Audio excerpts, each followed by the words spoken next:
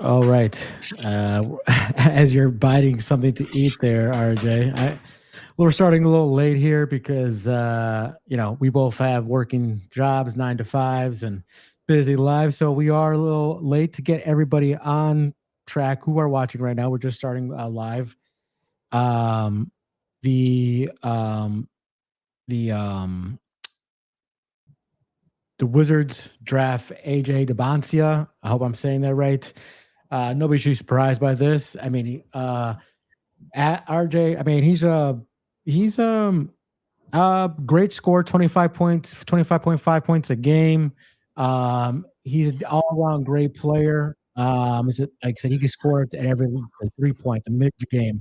Uh, defense could be a little better. He drove the most fouls, so that's he's smart, but Mhm. his obviously his body's not ready as a freshman, so I think he will struggle. But 25 points a game in college, and they got to the tourney. They disappointed, in my opinion, in the tourney, getting kicked out in the first round by they were upsetted. But I don't know. What do you think about AJ DeBonte? Do you think he's I mean, he's worth the the hype? prototypical high ceiling type of wing. Um, I don't have him with the highest potential in the draft. I mean, a lot of people love him. He's not my favorite. He's my favorite upside. Well, second favorite upside player in the draft. I think Dale Peterson's a better offensive player. More games are suited for the NBA. I think AJ Devensier relies too much on his athleticism. He also played in a weak conference with BYU in the Mountain West. So I Yeah, do. I I don't don't know take a why lot he of. chose Mount West. He's from Utah. That's all it really was. He got a bunch of money to go there. He's the highest paid player in college basketball last year. Oh, was he Mormon? Yeah, no, I know he's more right now. I don't know, but that's why he stayed home. He preferred to go to Utah. I think Cam Booster's going to go here. With his dad being in the draft in the room, I actually like him more than I think. Like if they go Daryl Peterson, Daryl Peterson's going to slide, I think, in this draft. But my favorite player in this draft is Caleb Wilson. Cam Wilson He from has North Carolina. North Carolina. He looks and moves a lot like Kevin Garnett. That's what I think his upside value is Kevin Garnett. I really like him. I think he can. He's 6'10", can shoot. He can defend the position. He comes to work every day. Good attitude, which that's a lot of it right there. So Yeah, I agree. um, I like the guy from North Carolina. I think he has a lot of potential. He has to grow into his body. He's a big, high flyer, above the rim kind of guy. So I see what you're doing there. He needs to work on his. Not that everybody has to have a 3 point shot these days, but it wouldn't help. It would help if he develops a better perimeter shot because right now he's a high flyer. He goes over the rim, like I said. But I can see him if he develops his offensive game more. Him being maybe like because he's a straight line guy, goes straight to the straight line ball, like kind of like Giannis. And we'll speak about the trade by Giannis. He's kind of like that. So yeah, I can he's an see how you like him. elite rim protector at the next level. I mean, he's got to put some weight on. I mean, it's all these guys do. They're all young. The guy at least like in the top five is Karen Boozer.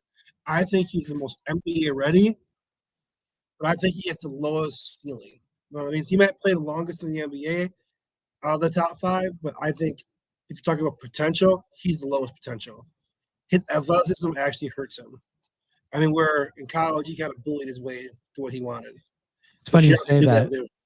too. Um, I saw who was I listening to? They said that Boozer is they think he's like the next like a better version of Kevin Love.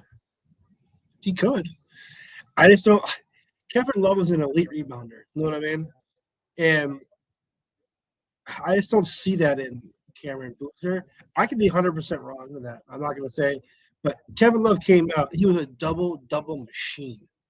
People see the old Kevin Love and forget his first like 3 years with the T Wolves, and it was 20, 21 points a game, 11, 12 rebounds a game. Darren Peterson, best offensive player in the draft. Yeah, Peterson. Now this is interesting because he only worked out with the Wizards, and I from what I read, I don't know if they retracted it. Didn't he say he wasn't going to want to? He didn't want to play for the Utah Jazz. He didn't say that.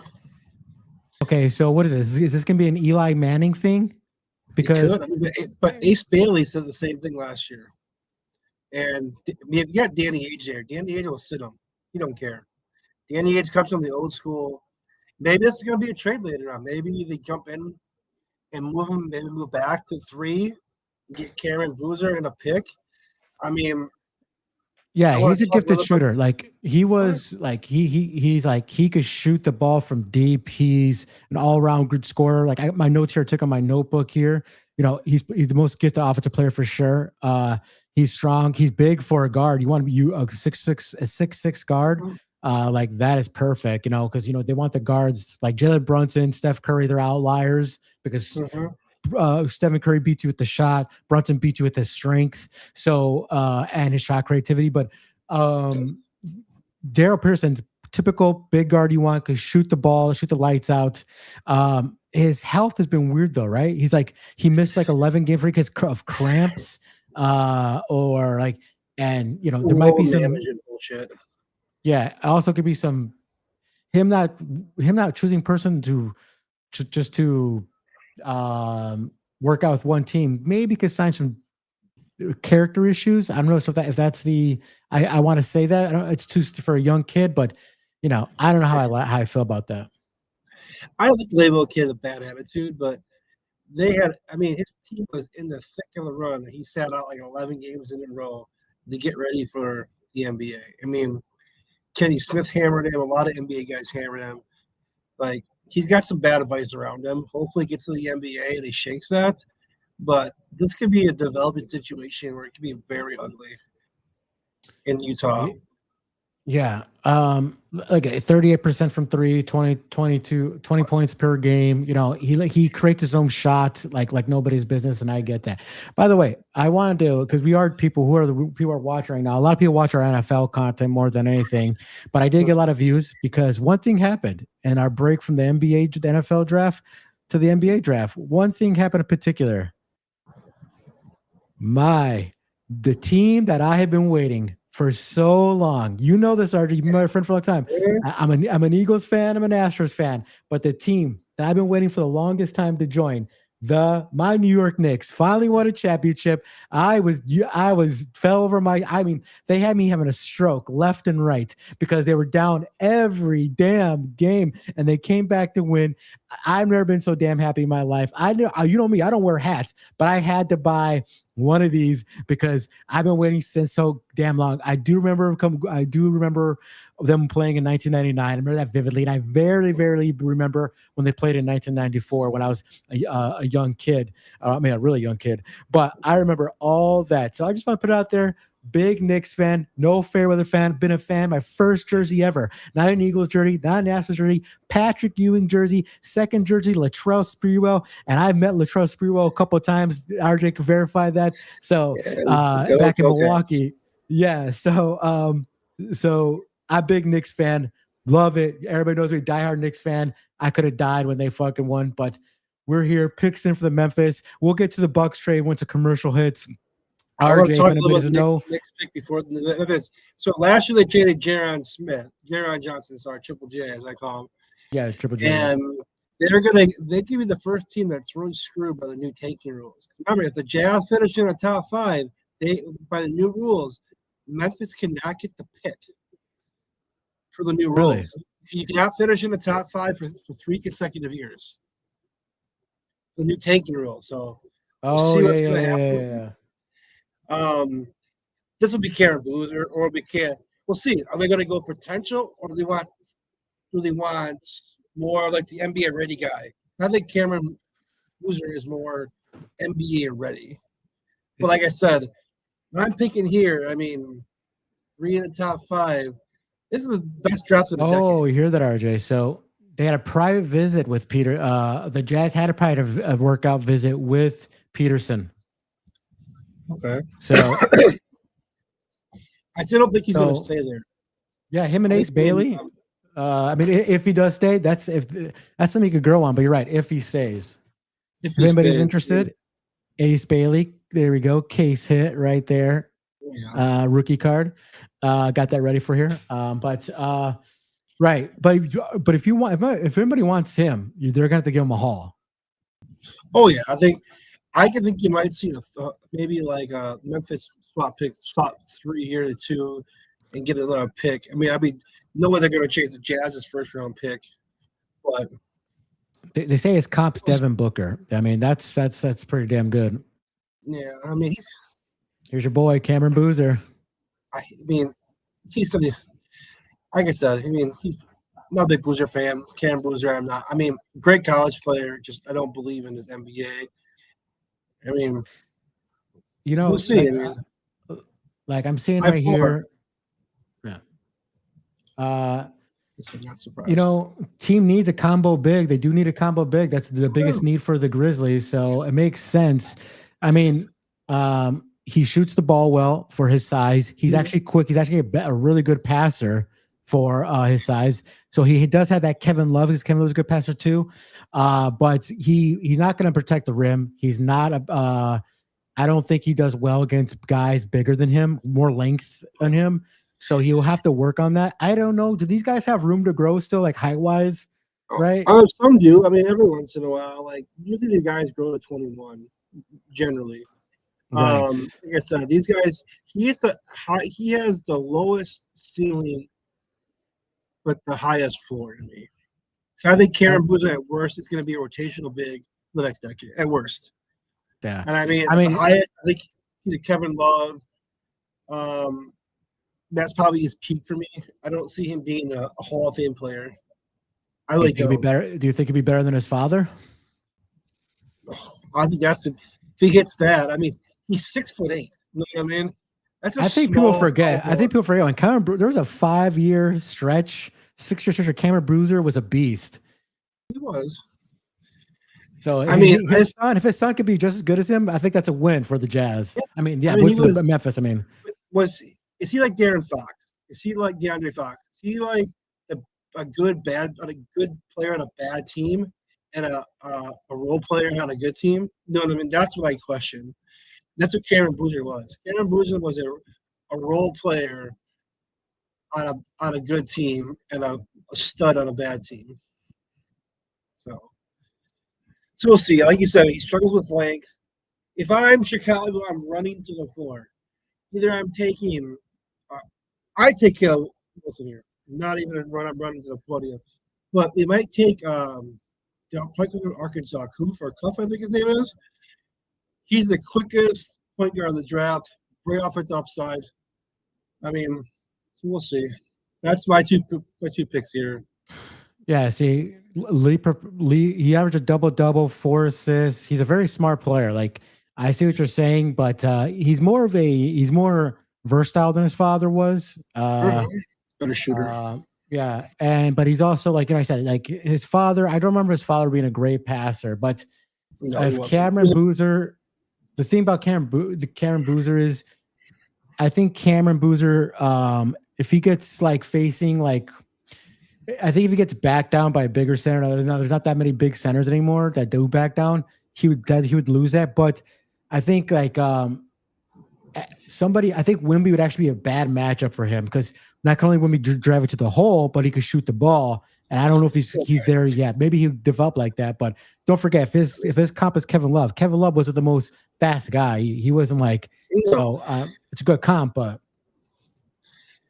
So I mean, he's gonna struggle with a lot of bigger power forwards. Giannis's, Victor's, Triple J, more of the athletic power forwards. Yeah. We'll see what's going to happen. Like I said, I'm not a big Boozer guy, but I mean, he was a block top 5 pick. They're knocking at number 2.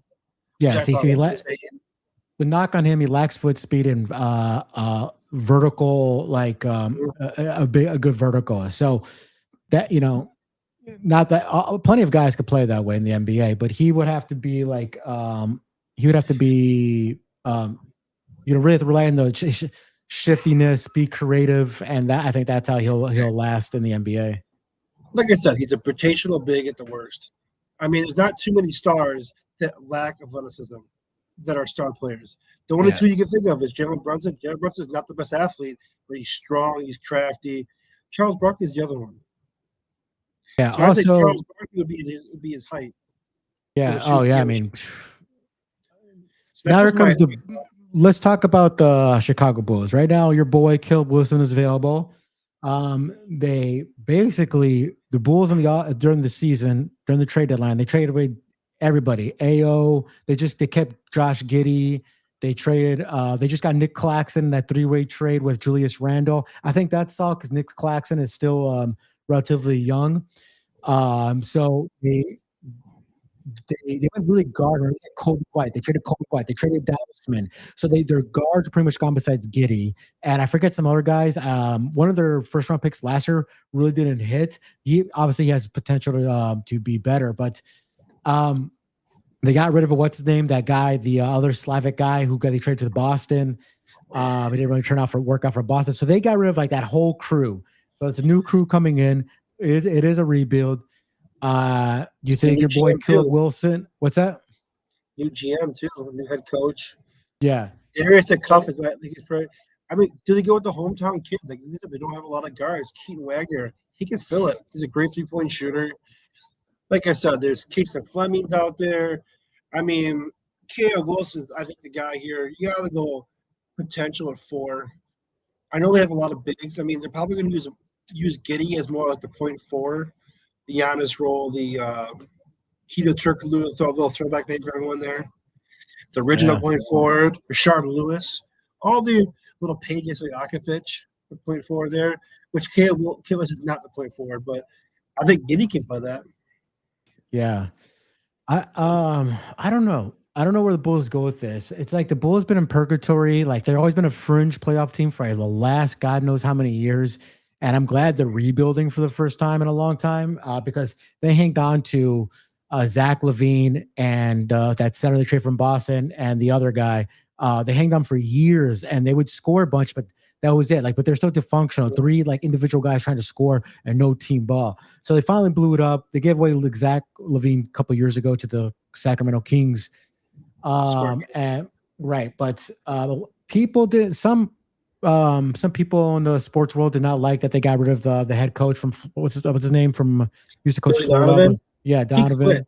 He quit. Okay, well, he opted not to return. So. Yeah. Okay, your boy Caleb Wilson. Hey, 6'9", recorders, 211. Doesn't need to put in about 15, 20 pound hand. He can handle the rock. I mean, I see a lot of his comps are actually Triple J. Jaren Jackson Jr. Yeah, so I mean, I call him the Energizer Bunny. The guy flies up and down the field. He's like I said, we talked about this when we started because you said he's your sleeper. Goes above the rim, blocks everybody and their mother who comes around them. It's just he needs to open up his offensive game a little bit more. He also needs to get bigger, but when they're freshmen, mostly all of them need to get bigger because what I'm saying that is because Wemby could shoot, so that's why he could be that skinny when he first started off. Mm-hmm. He needs to develop some kind of shot game. So when he's this skinny as he is right now, because he'll get bullied or he will get stopped in the middle. But you know what? He could be a Blake Griffin. You know what I mean? He could be who just remember Blake Griffin? Like he couldn't develop a really perimeter game, but he could shoot a okay jumper. But if he got anywhere in the paint, he's gonna annihilate you. So he can do that. Good length. He's long as hell. So he could, and he's a good rebounder. So I don't need to say that. Everybody knows that. I'm going to throw 2 names out there.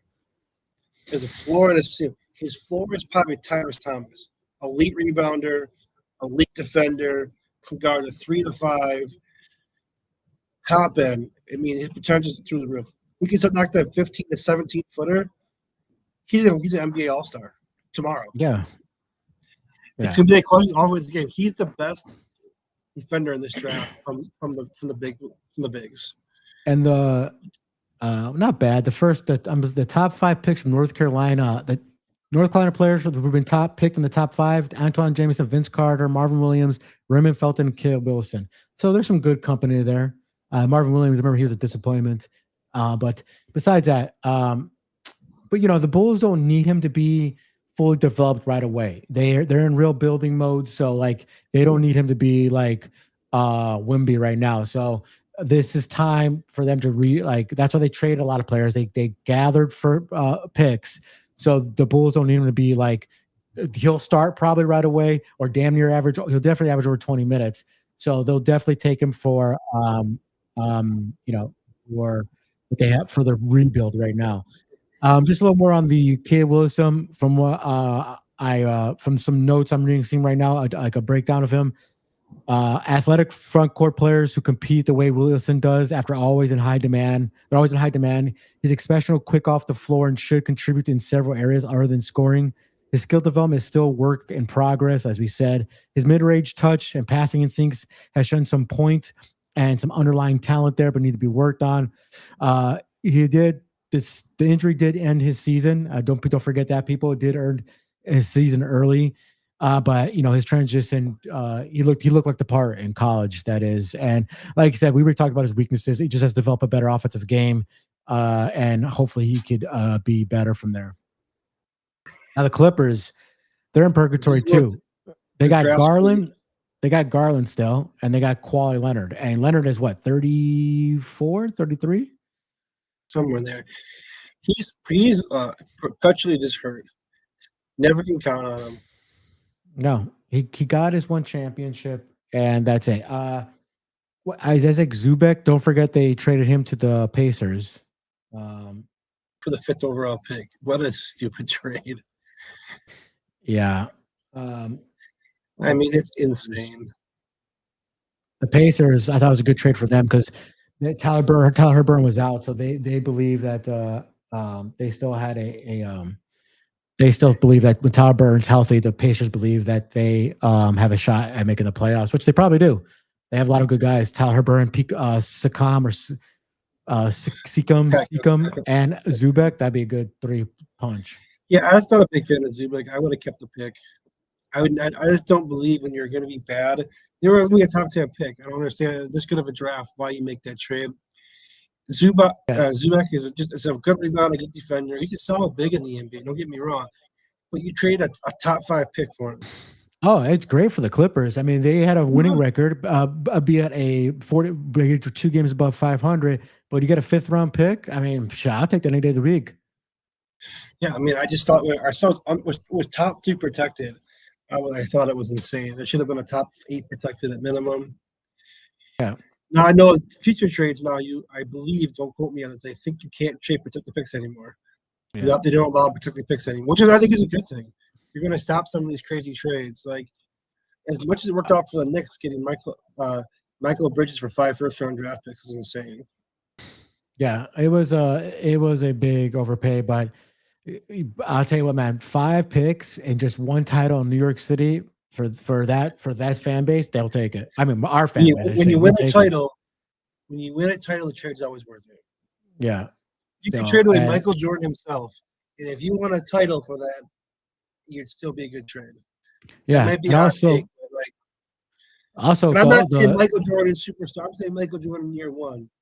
If I told you I'd trade number 3 overall pick in 1986, so you win a title in '86, most people are going to say I'll take the trade. Oh, no doubt. Also, like I said, the pick is coming in here real quick. Hold on, I'm a little behind you, I believe, but you are a little bit. Okay, yeah, the kid from Illinois. Yeah, guys. I think he's the second best guard. I think he has a chance to be a high end scorer here. So I think that's a great pick by them. The Clippers, I don't know where they're going to keep him because he might just run point. Then Darius Garland plays shooting guard, but he's a combo guard. He's 6'6". He averaged almost 20 points a game. So I think he could play. I think it'd be a combo guard, but I think pitting him with Darius Garland is an actual, a good combo. It all depends on Leonard and because when he's healthy, still score as good as any of them. But that's always the big question: is he healthy? I mean, the right question: are the Clippers going to keep this guy? Are they going to keep the pick, or are they going to move? I saw they had some interest in Tyler Hero. Yeah, I mean, maybe this could be a spot trade 13 a Hero for number 5. Yeah, and Keenan. Keaton's already he won the Jerry West Award, so he's the shooting guard of the year. He could develop his shot. That's great. It's with him. It's his it's his I have it written down here. He's not really defensive. Like he when we playing against the NBA, speed is everything. He really is not really good at guarding very explosive guys. So if there's a guard who can get to the hole quick, he's probably gonna get burnt a little bit in the NBA until he develops maybe his game a little bit more. Think about this little hot hot stat here for you.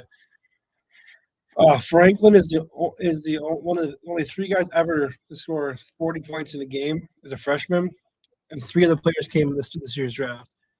It's going to be Kinston Flemings, who's going to go in the top 10 most likely, A.J. Daraski, and then Keaton Wagner. He had 40, 42, 43. He had 9 threes in the game. Yeah, I remember that. I saw that. Yeah.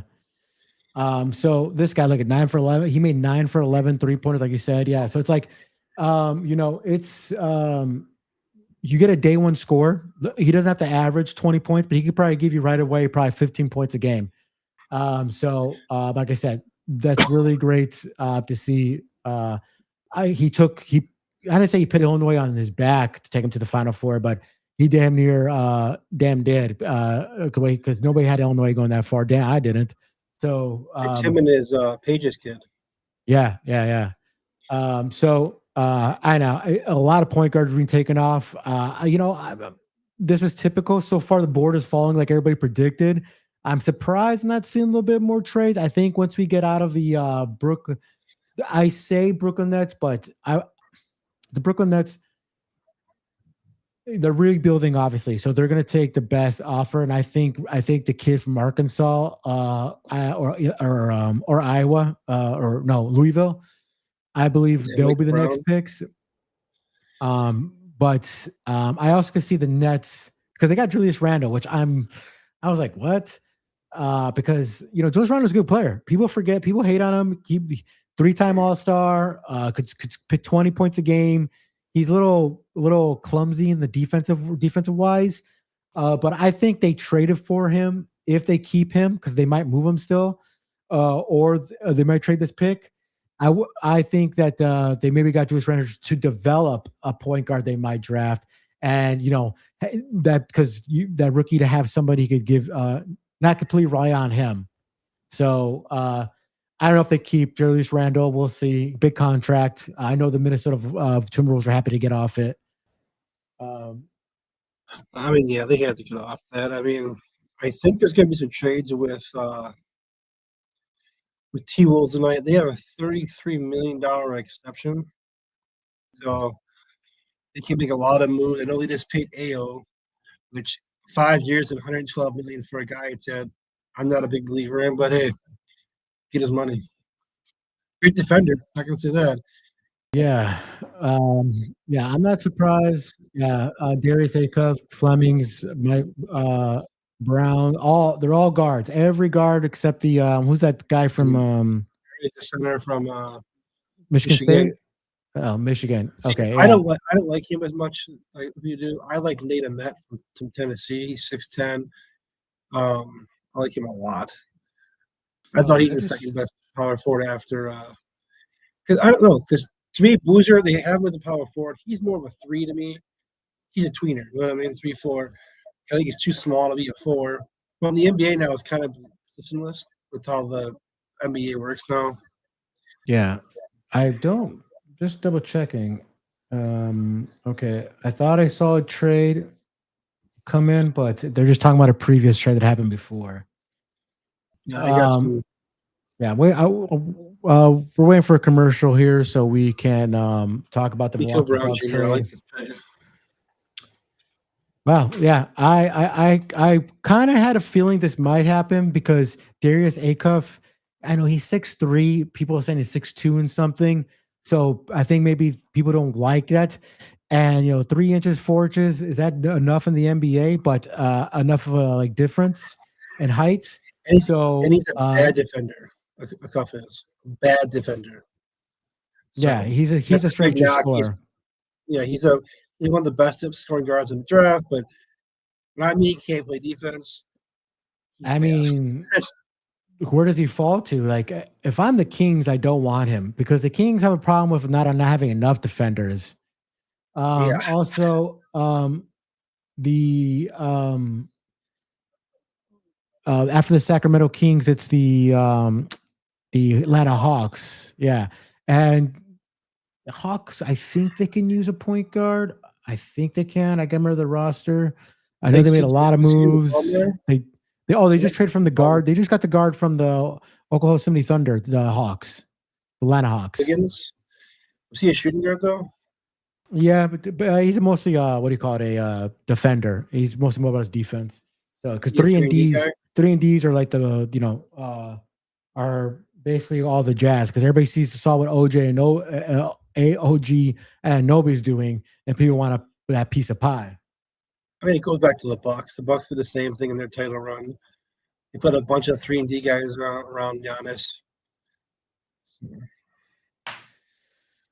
Yeah, the Brooklyn I mean, Nets this are a guy's a good mess. pick. He can score. I mean, Yeah, he's we'll good. I see. mean, he's a well-rounded offensive toolkit, lead guard, good size, vision and transition and half court. He's dynamic shot making ability from long range. Also points to major scoring potential as he matters. His weaknesses are he tends to settle for tough shots and has to diversify his tendencies better than in the pros. He has room to be better apply his size and play more physical on both ends of the court. And he needs to be attacking the paint a little bit more as well. So it looks like he might be a little skittish, and he's not, you know, choosing to shoot more difficult shots than actually playing smarter ball. If that makes any sense. I mean, just settle. That's AAU basketball. They get to the hole or shoot a three. But in the NBA, it's a little more efficient unless you play it like some teams want to play up and down game. Obviously, the play doesn't happen, so you got to be able to play smart basketball. I mean, the Knicks tried it, the Suns tried it, the Lakers tried it. It just doesn't really work. And the Bucks tried it for a lot of years, and they finally had to slow it down to win the title. The Knicks did it with D'Antoni for a long time. I mean, Well, the thing about what theory that will work is the Golden State Warriors make it work, and they had 3 Hall of Famers on that team. I'm seeing a trend that the point guard that averages 8 to 9 to 10 assists is gone. There's now listen to me. This is kind of the age of the big man who can shoot and this is the age of big guys who could stretch that's why Giannis got traded. That's why Miami won that. Him and Bam will be arguably one of the best defensive big guys on a team and one team. But what I'm trying to say is like you don't see the Chris Pauls anymore. You don't see guys who are averaging 9, 10 assists, 11. I mean, yeah, Brunson I think averages 4, maybe I think assists a game. So I think that's gone. Yeah, it's like their combo guard. Even Brunson's a combo guard. He came out. He was a point guard / shooting guard. The NBA wants to see more combo guards. The NBA has become very specialized, especially on the bench. So a lot of these guys focus in on one thing. If you're a good rebounder, good shot blocker, good shooter, good defender, like that's what they're looking for. They want you to be able to come off the bench as a rookie and specialize in something. So they can fit you in. This guy can just flat out shooter. And the all-around players are pretty much gone. Like not many rookies you see come out. So, did Mikel Brown's father play basketball? I'm not sure. I'd have to look it up. It looks a little. It looks too. It's Chris Brown, but that's so generic. Is it like? I don't think he played ball. I don't know why I thought he played ball, but he looks too small. I mean, he got big arms. Maybe he played football. Not the Brown I'm thinking from the Bengals. That's a different Brown. Him and his brother, Sidney Brown, play. But yeah, the picks in for Sacramento. I don't know who they go here. Like maybe Nate Ahmet, 6'10". You know, he's not the best scorer, but he has these big size, fluty perimeter skills, shot making. You know, I think that the Kings have enough.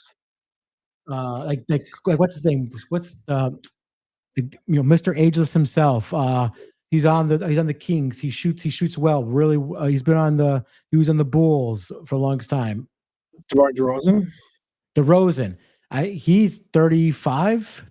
Yeah, I hate this pick for the Sacramento Kings. I'm a little ahead of you. behind Darius hold on. Jr. Oh well, they went right off the board. Yeah, yeah. Acuff, dynamic and strong with the ball in his hands, adept at attacking his spots off the bounce and scoring at all three levels. He averaged 44% at 3 3-pointers. That's damn good. But that's probably not going to sustain. That's probably not going to sustain in the NBA. Let's be real with that. He actually probably fits. Sacramento does a lot. Yeah, but like lackluster defender due to a mix of his height and inconsistent effort. As good as he could be offensively, building a championship level defense behind him will pose as a challenge to the next level. And Kings, I don't know. The Kings are a mess too. Yeah, this is the Kings pick here. Going after elite offensive guys who can't play defense screams DeAndre Fox. Yeah. The Kings, like the Bulls, were another team that had to blow it up. They made all those trades. They still have Sabonis, but he was hurt for the majority of last year.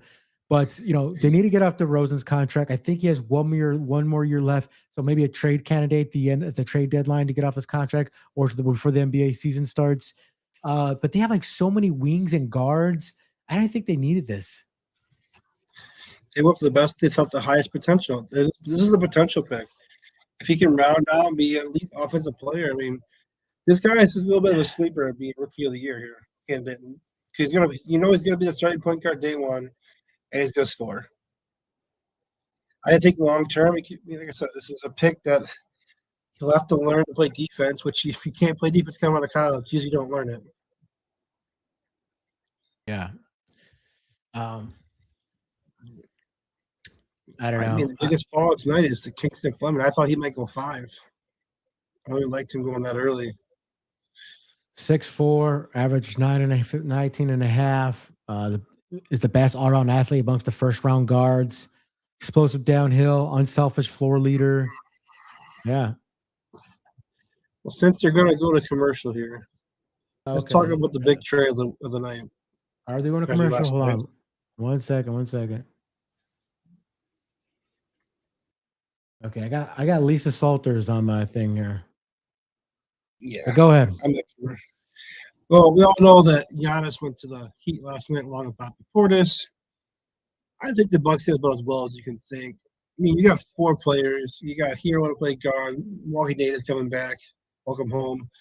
You got Jamie Jacquez Jr., a little bit of combo shooting guards going forward. Khalil Ware, which is the center.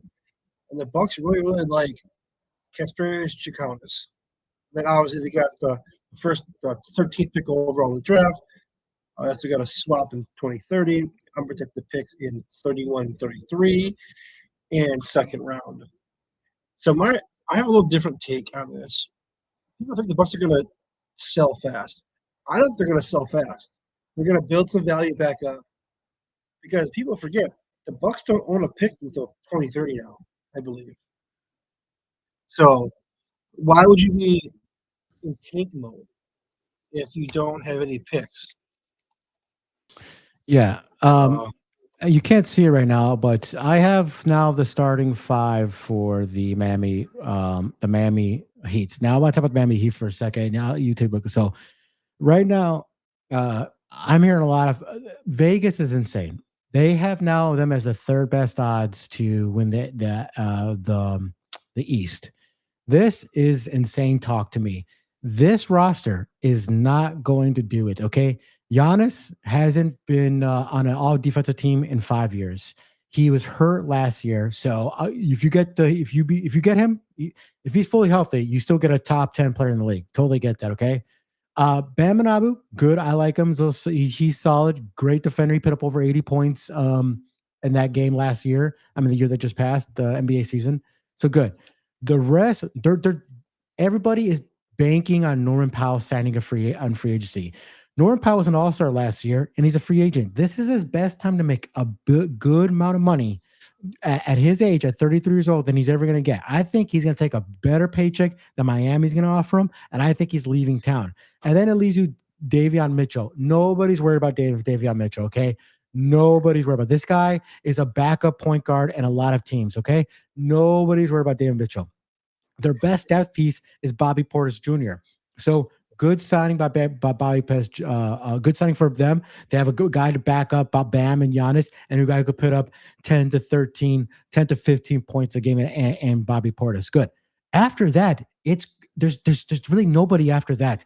And the Miami Heat have like, I think, 15 million in cap, 18 million in cap. They can't go sign something. Now, don't get me wrong. They have arguably one of the best coaches. Not arguably, he is one of the best coaches in the league. Spo gets he turns turds into diamonds. Okay, he's a good scheming. He's a good planner. But I am sorry, this team to me is a fringe playoff team that's going to get in because of the whatever they call it. I forget, the wild card, when the play-in. They'll get in the play-in. That's what it is.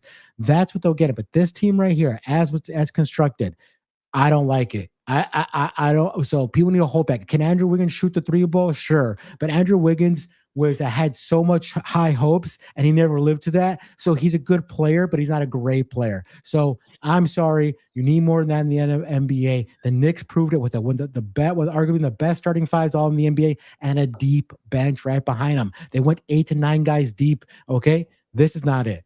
And they're expecting the guys to go there for the vet minimum when other guys could go somewhere else who could win. I'm calling it right now. Giannis will never win a championship ever again. He definitely won't win with the Miami Heat. So they might have the best. I mean, the Heat might have the best defensive starting five in the NBA. Yeah. They have no shooters. They have 18.1 million to the hard cap. That means they have filled 5 roster spots with $18 million. So they're hoping that Wiggins opts out of his deal and he signs does like a 4 for like 40. You know what I mean? Takes 20 million, gives him about 38 to spend. Wiggins is 30 million on the cap. Norman Powell's gone. They're saying he's looking to go. He's going to Detroit. That's what there's reports on that this morning from Bleacher Report and ESPN, both talking that. We'll see. I mean, and then also talked this morning that Giannis is not a lock to re-sign with the Heat. Could he pull a Dame? Could he end up going back to Milwaukee, doing his 1 year in Miami, and I'm not saying this is going to happen, but I mean, it's kind of Milwaukee pipe dream. He comes back and takes the lesser deal all of a sudden, because I'd argue the Bucks got a better roster overall from top to bottom than the Heat do. I mean, outside of Bam, Portis, Davion was a 3-and-D guy. He's not that good. I mean, my take on the Milwaukee Bucks is that, Tyler Hero has been a 6-man his whole career, basically. So you don't need the 3 big stars anymore. Like the Knicks proved that. But you need one. You need one guy who's your A scorer. I'm sounding like that Becky Hammond woman, and she said Jalen Brunson wasn't a number 1A player, and she was proven wrong, and she admitted she was wrong. Just yesterday or day before yesterday, she admitted she was wrong.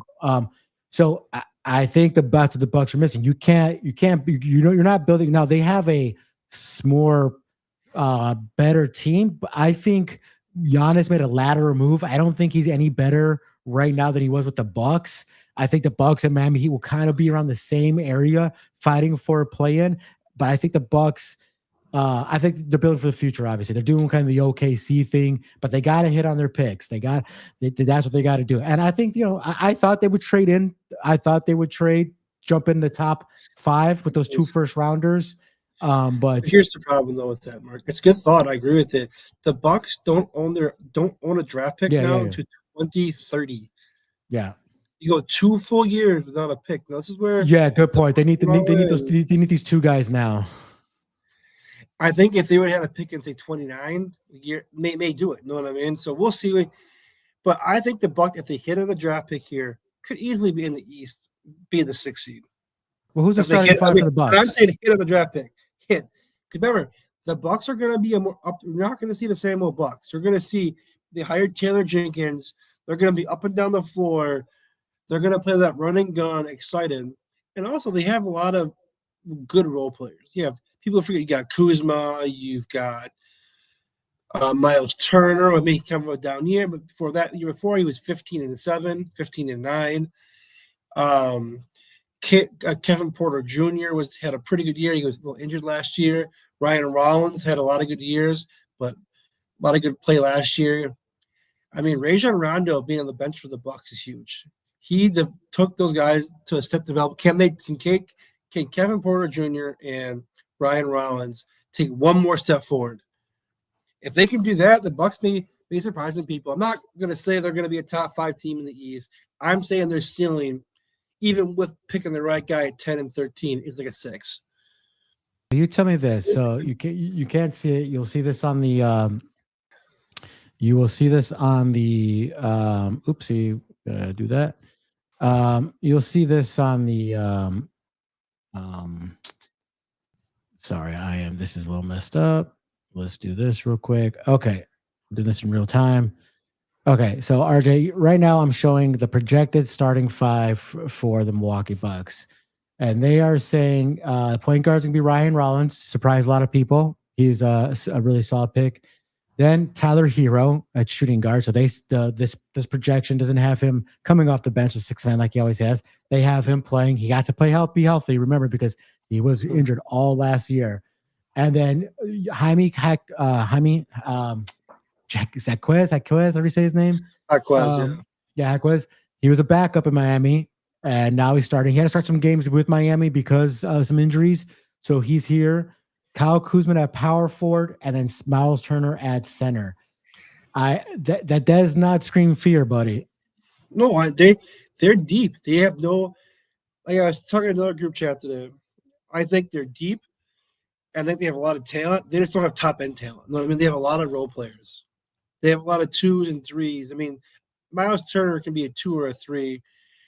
Kuzma's a 3. I hate Kuzma. That was the worst trade. I rather would have rolled up Middleton last 2 years than played Kuzma. His field goal percentage is awful. It's terrible.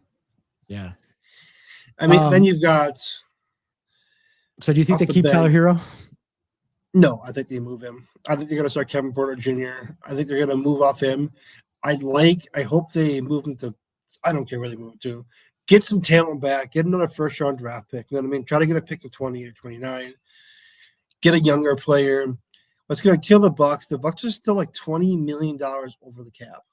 Well, they're still paying for Dame's contract. They get another 4 more years of that, so I ain't going to be anytime overtime soon. But the Yeah, Bucks you can't blame them. They didn't know that Dame was going to tear his ACL or whatever he is to go. So I'm going to give you my overall take on the Giannis trade. A lot of people in Milwaukee are upset. I don't understand it. I don't. He wanted to be competitive. The Bucks did everything they can to be competitive. Some things just don't work out. It's not like I'm going to use the Packers with Favre. They never made any kind of moves to go all in. The Bucks traded like 3 or 4 first round to get True, and they moved 2 or 3 more to get Dame. Then they waived Damian Lillard to be able to afford Miles Turner. The Bucks did whatever they could to be competitive. So Giannis maybe has 1 more contract left in him. He already said he wants to be played 35 or 30. I mean, he's done. He wants to go over. He wants to finish his career in Greece. Yeah.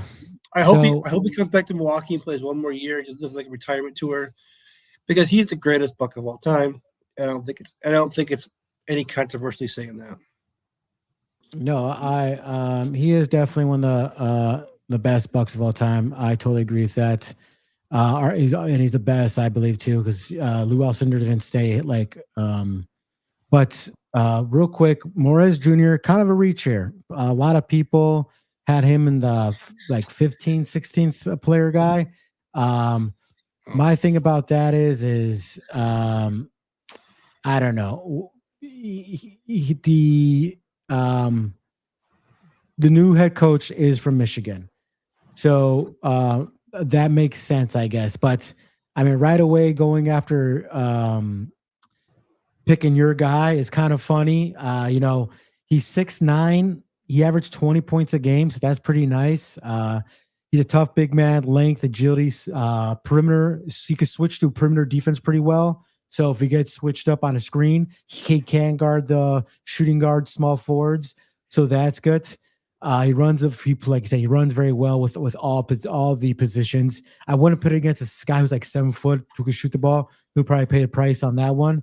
He's still developing a 3-point shot though, and he's undersized for a center. Like I don't think this guy should play center. Like he's all purpose. Yes, he's an all-purpose defender. I get that, but do you want to put him at center? You want to play small ball because that small ball crap is kind of over with the days of Golden State and all that stuff. So. I don't know. This might be a pick where they picked him because the head coach got him. So they passed up. They passed up the center from Michigan, the white guy. They passed up the dude from Tennessee. They passed up on the shooting guard from Arizona who averaged 21 points a game. The Bucks should be running to the podium here to take Berries. I know I was preaching a Met here. I thought Berries would go to number 9. The Bucks should be running to the podium. They lack depth of the shooting guard. I mean, Kevin Porter Jr. is the combo guard.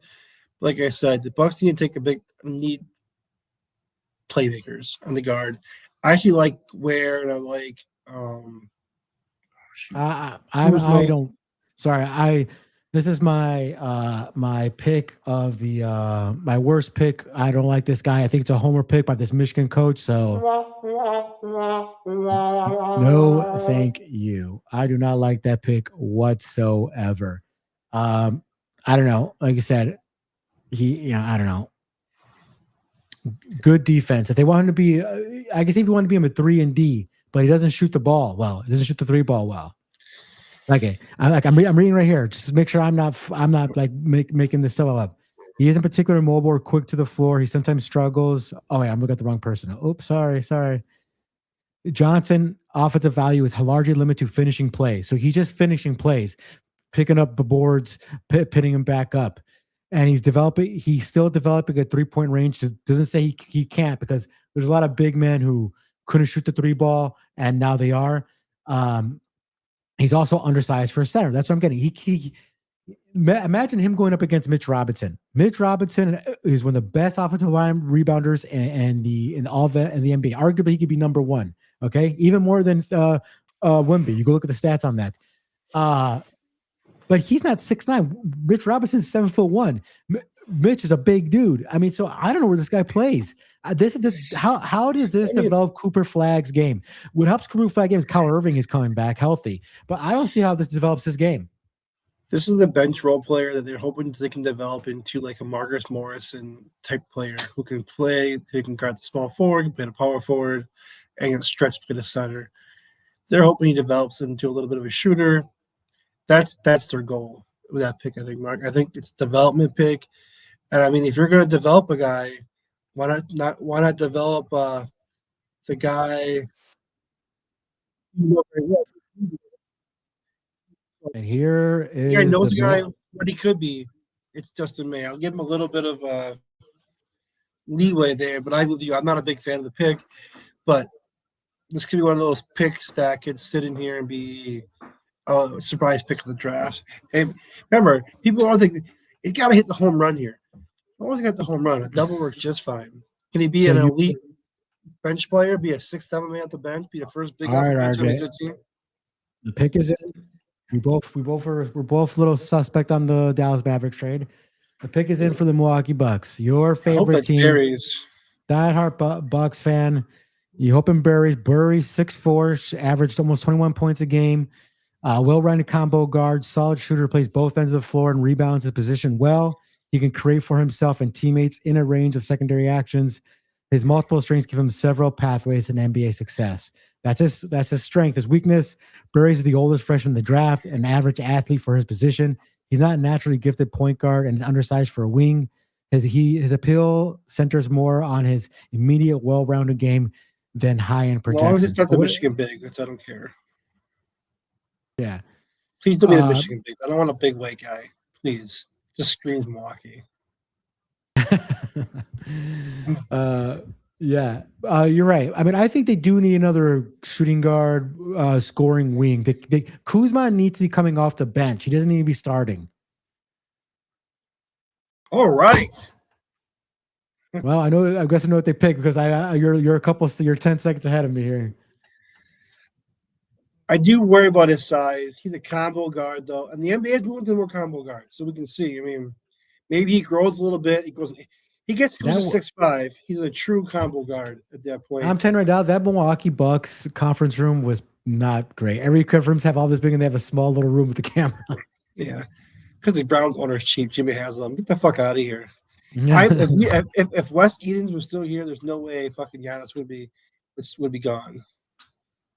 But maybe he would still be. I don't know. But I like the pick. I just didn't want. I like the pick. I think he's the best player left on the board. I think that they need scoring. This guy can score. I do have a lot of faith in Rajon Rondo to develop. And so, Dalton guys. Yeah, I mean, they need another scorer, so that's good. And as I listed off his strengths, they needed this. They said he's like he could play right now and score for the NBA, and they need that. But they need it. Like you don't want to pit. I like Rollins and Tyler Hero, but if Tyler Hero is going to start, then you need somebody off the bench like him. So. I mean, I do worry about who's going to get more minutes, him or Porter, but we'll see. Hey, I mean, they could go 3 guys. I mean, we can see them go small. They're going to play up and down game. So, I mean, we'll see. I mean, I'm hoping that now Nate Met slips to 3rd team. That'd be going to be a really good Nate Met's got a lot of potential upside. Look, I mean, we'll see.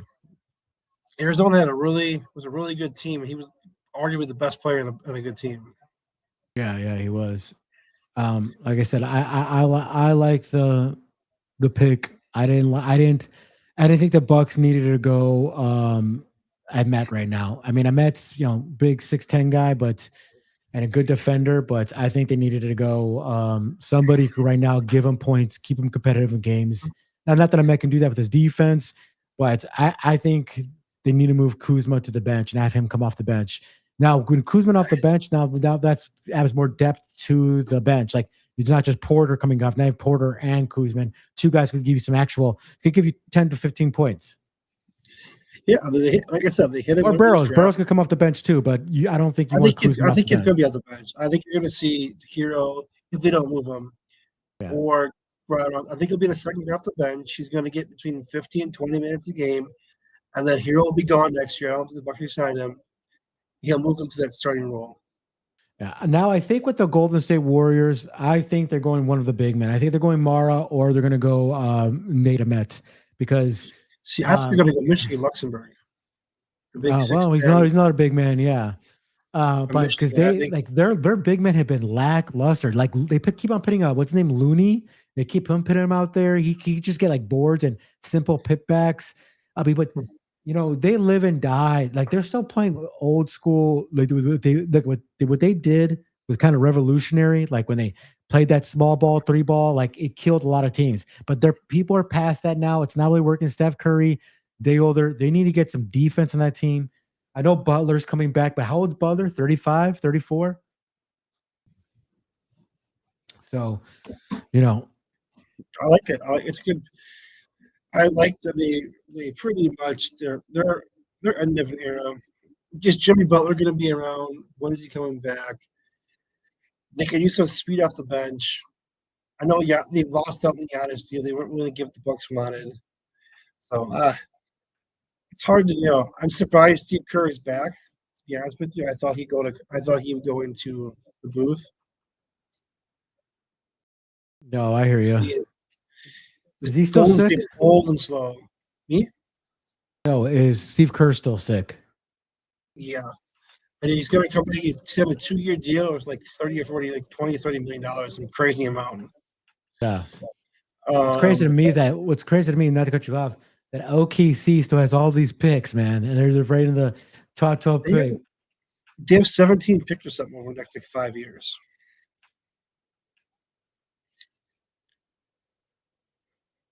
That's why I thought the Bucks might move their pick this year and try to get like 3 or 4 in the next couple of years.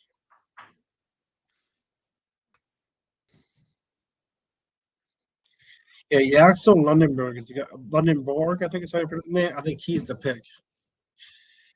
I mean, The he was the best player on that Michigan team. I don't know if he'll be the best Lindenborg, pro. Lindenborg. Yeah. Like I said, Yeah, Tatum average Madden's 24 not a- points a game. Sounds Michigan won more it like all, a- right? Yeah, Michigan won it all. Yeah. Yeah. Hey, they didn't Andy have to cheat Morrow. like they didn't have to cheat like hardball. Mhm. Certified hardball course. hater. Thank you, honey. And then literally he leaves it. He leaves. Mark, you have to get a Jalen Brunson autograph jersey with the New York Knicks the finals patch. And get it framed. His cards are going like crazy right now. I have I'm a not few. saying But I'm saying get a basketball autographed or like a jersey. I would say a jersey because you can get they have a patch in a finals jersey. You can get it signed and get it framed that has the patch, like my Giannis jersey and like the Holiday jersey have. probably gonna cost a lot of money. Yeah, I think the problem is framing jerseys like $400. Like this one, I got behind me Chris Bryant jersey. Kind of cool with this, you know. If I could get this signed, that'd be cool. Yeah, I mean, I have one of the draft hats up there, Loveland signed for the Bears, but I'm gonna go grab something to drink real quick. So if you want to talk, go ahead. It's about who's gonna be the next player. I'll be right back, like in 10 seconds here. all right. I'll talk about the Bucks trade. I mean, I don't think the Bucks are going to sell off, be a fire sale. They don't have the draft picks to do so in 28 and 29. They don't own the pick. I think if they're going to trade, they're going to try to build up Turner, build up Kuzma, or build up Hero's value, and then move them. And maybe the trade deadline this year. And they have Turner for 2 more years. So the Bucks' real play will be around 2030, unless Barrios is a home run or whoever they draft a home run here. Or if they hit the all lottery and they get Giannis to come home. But I think the Giannis is on a worse roster. Obviously, top end, they're way above the Bucks, but there's just no depth there. There's 0 depth unless there's some guy we're missing. I know Kenny Smith said he thinks it might be 2 years for the Heat to be who they are, which I could see Giannis opting in for a second year. Miami, but other than that, if they're not competing, I think you're on. Oh, nice. Do you want to sponsor our podcast right here? I like the pick. So do you think the Bucks are a playoff team? Yes, I do. I think they're good enough in the East. I mean, bold statement. I don't think they're the East is still wide open. I think the Knicks are the best team because I don't care the Celtics have the best odds. We handled the Celtics 2 years ago. We beat them to get their future conference finals. We beat them even with Tatum and without Tatum. So I'm not worried about the Celtics. The Knicks are pretty good against them. But other than that, the Knicks and Celtics and the Pistons need another scorer. They need somebody to help them out. I think it's still kind of wide open. Pacers are going to be good. If I was the Pistons, I'd try to sign Powell or trade for Hero. Your boy, you predicted it. Yeah, I thought Luxembourg would go here. I mean he reminds me of a better version of Green coming out of college. Better scorer. Yeah. Are they going to sign Green? Because it doesn't look like, because they're getting high fives and hugs. Draymond Green. I think they're done. I think Butler is going to be the coming off the bench this year. They're going to do a little more of a youth movement. I think Curry has to embrace it, unfortunately. Good Reds. Draymond Green is one of the best defensive players ever played the game. He'll be Sherlock Hall of Famer, but guy, I don't even like him on the ESPN broadcast where he was on TNT. Good riddance. I'm tired of seeing him. He went on trips with the IDF, so fuck him. I think I think they need to get younger. They need to get faster.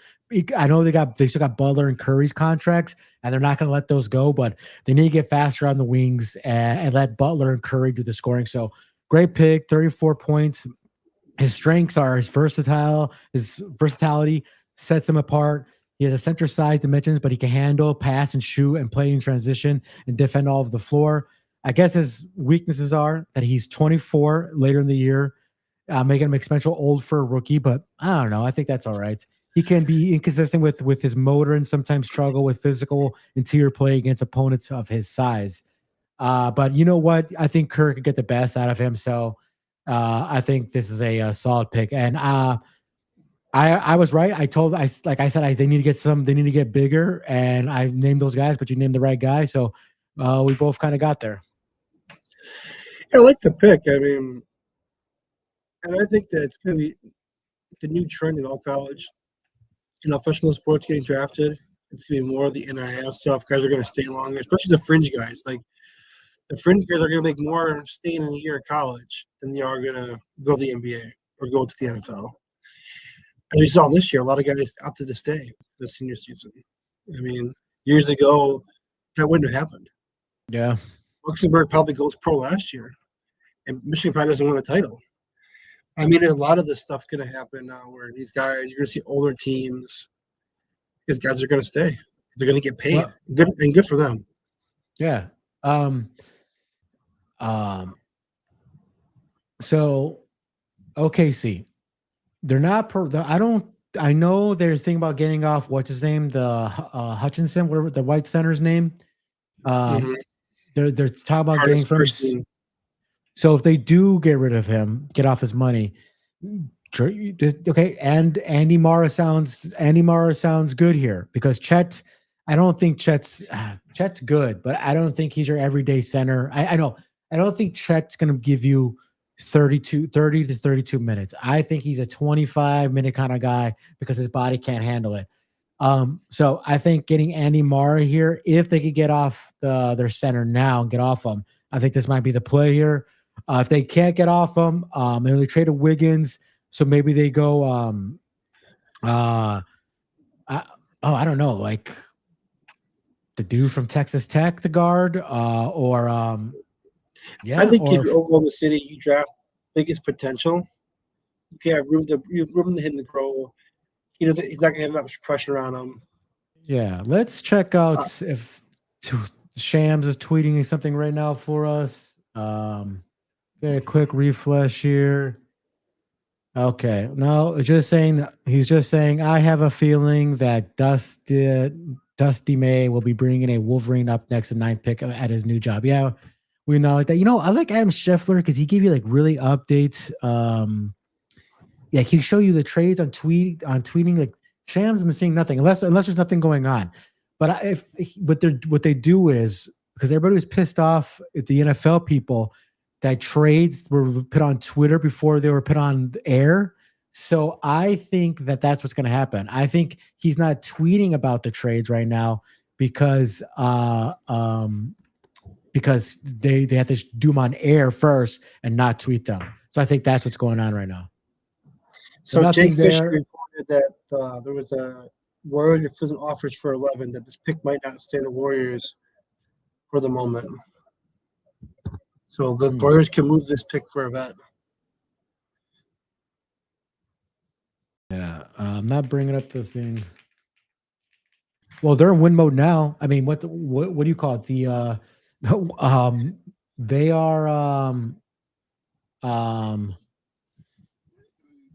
Curry and what's his name are not getting any younger, so they need a win now. Yep. I would like those Golden. I know they were in they like Turner a lot. I don't see them having the cap space, and the Bucks for sure and taking Jay Butler back in any kind of deal. I'm sure they would love to shut that contract, but if you're the Bucks and you got to trade Turner, and then you want something back in return, you know what I mean? Yeah, you're dumping him because you're going to trade Butler away. I know he's a Marquette kid,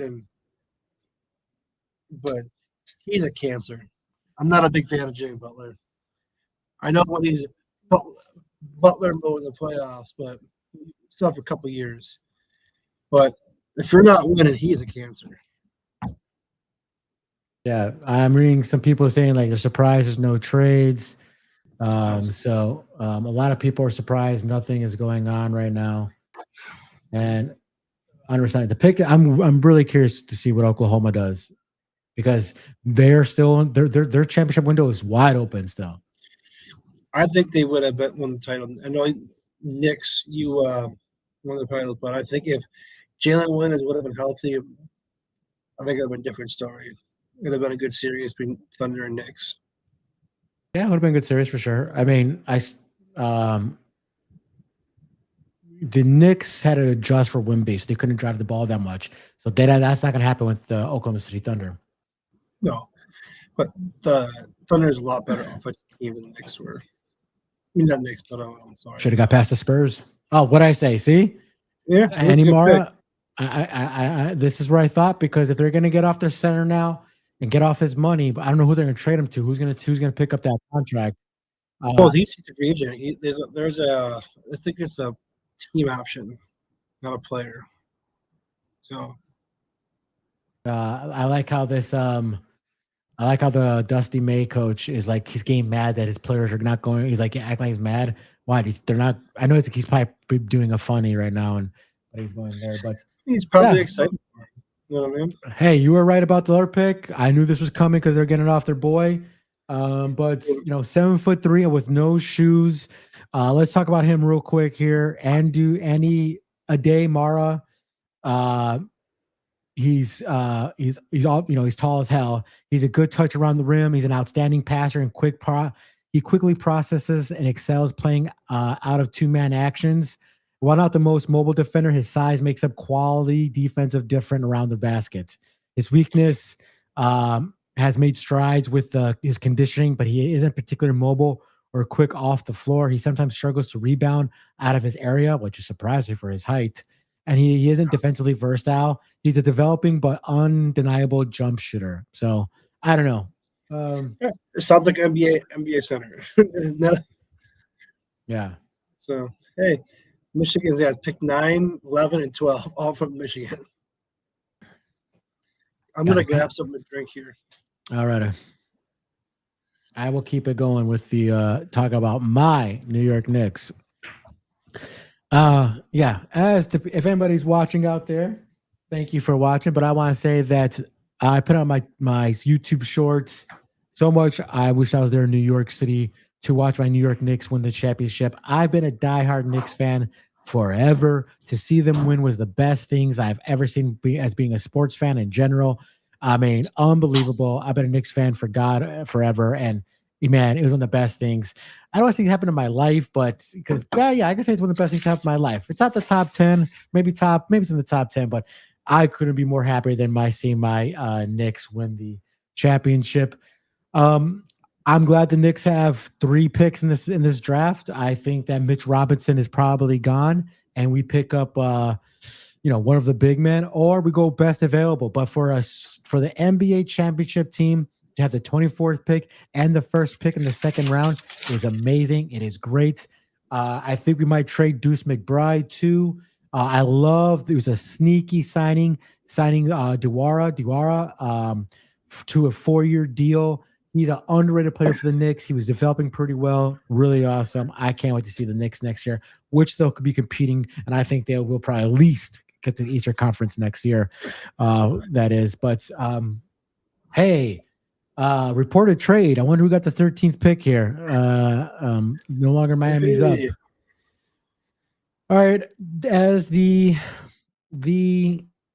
Bucks fan here, RJ, best available is Nate Ahmet, which a lot of people had the Bucks taken in general first. So he is up again. They could probably that'd be great for them if they want to draft him. After that is a lot of big men. The guy from Washington, Steinbach, the guy from New Zealand, Lopez. So enough for also there's not Morris Johnson, but they're probably not going to go point guards. The guy from Texas Tech is not going to be there. So if they don't reach, looks like they probably go for a big man here. Another guy to look out for is Cameron Carr, great shooter. I think in this new system, they're going to want as many shooters they can get. If they don't go out Nate Ahmet, I could see him going back to Cameron, another shooter. I don't like Ibuka Okoro, the point guard Stanford, that much. I definitely don't like Bennett Sturts. I know they have him rated pretty high.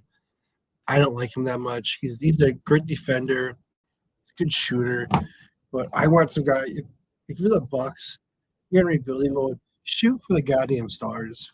Shoot for some guy who has the potential. That's why I like Nate Metz. So we'll see. Yeah. I mean, they Not- go. The Bucks I'm not don't saying know what they're gonna anything. do. Yeah, I'm not saying anything now, but as I take a look at Bleach Report and they're grading in real time, let's check this out. They're giving the boy from BYU, they're giving him an A. They're giving Peterson an A grade as well. No surprises. Cameron Bruiser an A plus. They're giving the Cameron Bruiser play to the Memphis Grizzlies. He's a day one starter probably, so I can see that. They're giving the Bulls picking your boy Wilson. They're giving that an A. They're giving the Clippers trade a B for picking the boy from Illinois, Wagler. They're giving Mikael Brown Jr. to the Brooklyn Nets a B plus, so that that's the lowest grade so far here. They're saying there is risk here, and that has been reflected in the evaluation. It's easy to see what the Nets were seeing here, though, and credit them to taking that kind of swing. If it connects, it could be a long-term fortune changer for the franchise. The Sacramento, they're getting an A minus for the boy from Arkansas. The Hawks for Fleming are getting a B plus. Dallas Mavericks is the one I don't like. Let's see what they say. C plus. Knew it. Now, just because it's a grade by Bleach Report doesn't mean it's not going to turn out great. But this was a reach, and I don't like it that this. If I'm a GM and I know I'm listening to my head coach, but my head coach right away wants to go for one of his own guys instead of looking at the overall board, I don't like that. But if I was GM, I wouldn't like that. So Tim was a reach, and Bleacher Report saying this. Go whoever you like, go see what the grades are. But this is right now what Bleacher Report has guys who give grades who write for the NBA or whatever. C plus on that, RJ. For your boy, Milwaukee Bucks, the shooting guard from Arizona, they are giving a B. Surprise on that one. Maybe they're saying maybe that's good enough for the Milwaukee Bucks team that needs to find players to build around. The Bucks probably didn't get their next franchise centerpiece here, but it's still a solid start. Okay, not bad. The guy from Golden State giving a D minus. The guy they just drafted, the center, Mara, the Oklahoma City Thunder, they're giving an A minus. So that's so far. So as we kind of felt, me in particular, the dude from Michigan that they reached on, I believe, Johnson Jr., is not looking like the most solid pick right now. But who knows? Nothing new from Shams. Then the NBA trade. Oopsie, we don't want to look at that. Sorry. Let's look at that. And anything from the trade deadline here. Okay, let's see here. Nothing from nothing new being tweeted right now as well. So there is that. A B is a good grade for the Milwaukee Bucks. I mean, for what there was, the Bucks didn't need a big man. They still need a backup center, right? Yeah, they need a backup center. They need. I mean, there's not a position they can't go for, like I said. No, they have Cleo Ware. Kyle Ware, Cleo. He's going to be the backup to Turner. Yeah, I mean, I think getting a Met right now is solid. He was a lot of people's top 10 best player in the draft. Oh, wait, hold on. Did he get him? You go ahead and say it. The Bucks. So Miami selects Nate Met, which is the perfect trade to go to Milwaukee. Yeah, he had a lot of potential. 6'10", he can just a little bit of a shooter. So on offense fits they get two guys. They got the guy who's projected to him through a lot of things. So it's a solid unit for the Bucks there. Ahmed is a tantalizing mix of size, fluidity, perimeter skill, and shot making potential. Fitting a coveted forward archetype that is difficult to find in any draft. He has room to gain strength. His body matures. He should develop into a better jump shooter than he showed in college. His weaknesses is inefficient in scoring. The ball, making just 43% of his 2-point attempts, and particularly struggled as a finisher. His below average speed and explosiveness could limit how much offense he provide in the NBA. He's also a little stiff defensively for his size. But you're getting this is potential pick here. Mm-hmm. Yeah, he came into the season as projected top 5 pick. I didn't know that.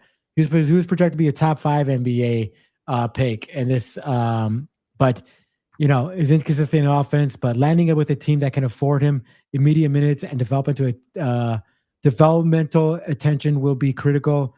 Players with this caliber of size and upside tend to receive long runways. So, and that's perfect. Yeah, the Bucks are rebuilding, so they will give him a long runway. Yeah, I like the pick. I mean, I wanted to pick at 10, but when Barry is there, you just couldn't pass on him. He needs to develop into a better shooter. I mean, You think we'll he's see gonna what be a happens. starter over Kuzman? I would like that, but I don't think it's going to happen. I think, like I said, I think the Bucks are going to want to try to build up Kuzma's value, Hero's value, and try to get the picks out of them. So Well, I mean, it's just tough. The Bucks roster is because I don't think the Bucks are done in trade wise. So, but if you're the Bucks, I don't understand keeping. Unless you're getting no good, you can't take on bad deals just to get rid of players either. well, Because Turner got value still to me, Hero's got value to me still. Kuzma, you can't trade him. At least you get he walks. You get 20 million back on the cap. So I mean, just terrible bench him. Play him at. I think Nate Ahmed, if all development goes well, he could be a really good 3-and-D, like a very, very good. I mean, if he could get to like OG Anunoby kind of side and Anunoby, that'd be really great for them. OG's a very good 3-point shooter, efficient 3-point shooter. So that's maybe asking a little too much, but I think that's the goal to get him to. I mean, you can develop it. I think I'd say his floor is probably PJ Washington. Big from came out really good for the Raptors for a lot of years. Came off the bench, hit a lot for Dallas Mavericks. Was a guy who wasn't a great starter, but was an elite bench player. Yeah. I think that's just be my floor with him. My floor comp. Powerful. Maybe John Collins for 4 or 5 years before he got hurt, the back injury. John Collins took his lesson away, but John Collins for the Hawks, when they were wanting to make a run with the Bucks, and then the year after that, make it to the finals, they were those pick and roll. They were really good, 3-and-D, and so we'll see what happens. Yeah, I mean, John Collins is better offensively, but that could be a good goal to get if he could get his game up there because John Collins could shoot He the wasn't ball. coming out of college. He wasn't a good 3-point shooter. He developed that shot. John Collins. He was always a good shooter, but he wasn't a 3-point shooter.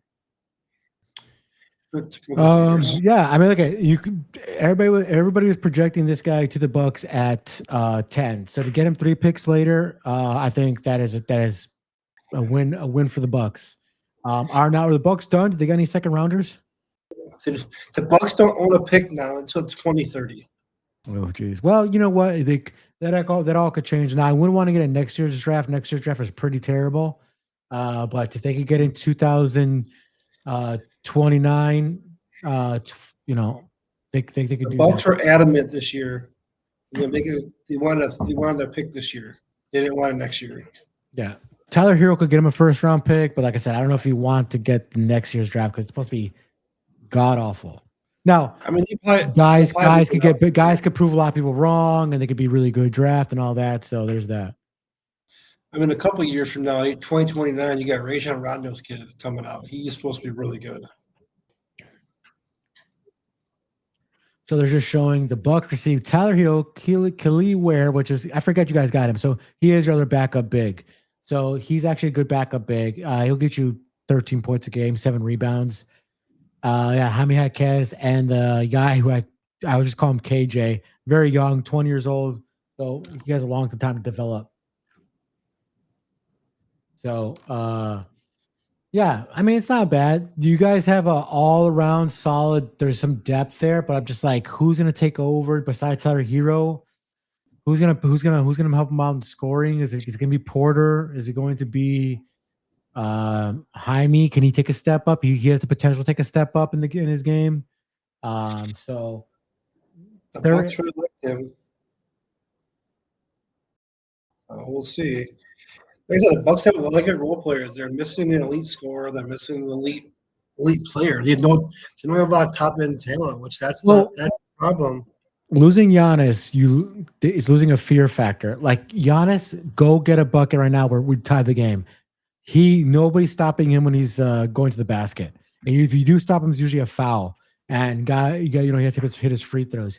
But there's nobody there like, hey, we need to close this game out right now. Who can close it out regardless? Who could shoot the ball, grab his own rebound, put it back if he needs to? It was Giannis. He was, top 10 piece. He's a top 10 player, arguably top 5 player in this league.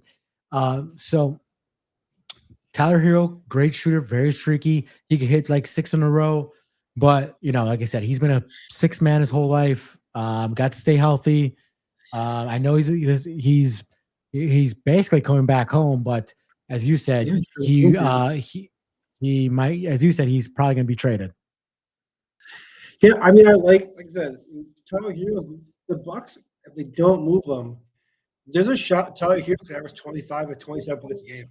That's not out of the stretch because people forget that Taylor Jenkins runs the running gun. Yeah. So they're going to get a lot of opportunities. I mean, if everything's clicking right for the Bucks, they could end up scoring 102 to 112 points a game, which would be in top 5 of offense in basketball. So we have a trade. I'm just kidding. Trade? They're just talking about the Miami Heat trade to the Bucks. Yeah, I mean that's the big trade. I mean, I think a lot of teams were sitting on that. A lot of teams didn't want to make a move because of that. They didn't know where he was going to go. I think I'm actually glad we didn't go to. Selfishly, I would love Giannis to go to the Boston. I have a lot of autographed memorabilia. We had a shot at winning a couple more titles. But for the Bucks, the Heat were the much better offer. The draft picks, the player, the depth they got out of it. So let's just talk about the Charlotte Hornets here. They surprised some people. They were in a lot of games. They were playing for the play-in and so they have a great offense, the Charlotte Hornets. Lorenzo stayed healthy finally for once, and Lorenzo Ball played really well. So they got the best rebounder probably in college coming out right now. So they got somebody to, doesn't need to be offensively great. Get those extra second chance points, grab them and give them to your offensive scorers. Give it to Brandon Miller. Give it to I think Kobe White. Give it to Lorenzo Ball. So you have these scorers everywhere, and just so he doesn't need to score the ball. Just grab those rebounders and just throw them out to your scorers. How are you forgetting their best player, Tom Knippel? Wisconsin's own, man. Oh yeah, Tom Knippel. That's right. He did come out of nowhere. Solid. I mean, not that he come out of nowhere. He's a top 10 pick, but nobody. I didn't think nobody was going to challenge. He was going to challenge Cooper Flagg for the Rookie of the Year. So they got scores all over the field. So they just need him to grab rebounds. He got 1.2 blocks a game. He could rebound the ball. I think that's a good pickup by them. I really do. Yeah, they need a guy that can get in the dirt. Dirk Nowitzki is played with his father in Germany. Yeah, they see he needs to. They say he needs to develop his jumper better, but like I said, they don't need that right now. But they see he needs help with the shot blocking a little bit more. But I think right now they need a guy who could get a bunch of rebounds for them, and his shot blocking will come along. So damn, his dad's big as hell too. I think his dad's bigger than him. Jeez, his dad looks like he's. His dad played basketball with Dirk. Oh wow! Oh, the whole family's big. I'm just seeing them for the first time right now. God damn, that's the biggest family I've ever seen. It's got to be like 6'3".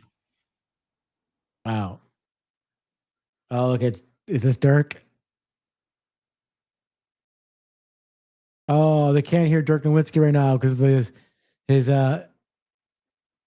Like, did it work? No. Like Dirk Nowitzki's mic is probably muted. Damn, that sucks. They're doing this live right now, and I don't think anybody can hear them. And they're all laughing. I don't know.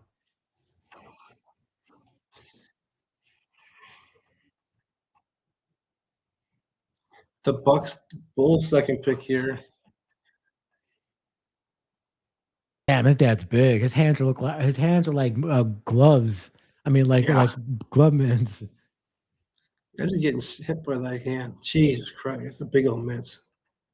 Well, the Bulls are up again. Bulls. They need like. I'm glad they're blowing it up. I'm glad that. Let's see as it is on commercial break. If anything is anything, I like this pick a lot just because it's what they need. They have too much. They have all the offense in the world, and they needed a big guy who could just snatch boards. And so I like that pick. I think that's gonna. You heard it here, folks. I think that's gonna really pay dividends for them coming up. It's not the sexy pick; it's the right pick. Yeah, Sometimes people exactly. get caught in the flash and the scoring, and sometimes they just like in the NFL too. They don't draft and they should do. That's what this pick was. The thing they needed. They needed a guy to get some dirty spots of games. Yeah. Um, Sorry, I just lost my notes here. What the heck happened? I hate that. No. God, I hate. Okay, well, Shams is showing nothing new, so that kind of sucks. He's still talking about Dusty May. Who gives a damn about Dusty May? Um, yeah. They get so nothing new. Um, it's very surprising. There's not enough trades. I'll tell you. I think it's very surprising that there's yeah, I not a lot mean, of trades out there. this is a lot of guys just don't want to move off players because it's a deep draft. So, but you don't see a lot of Oh movement. I don't think. yeah.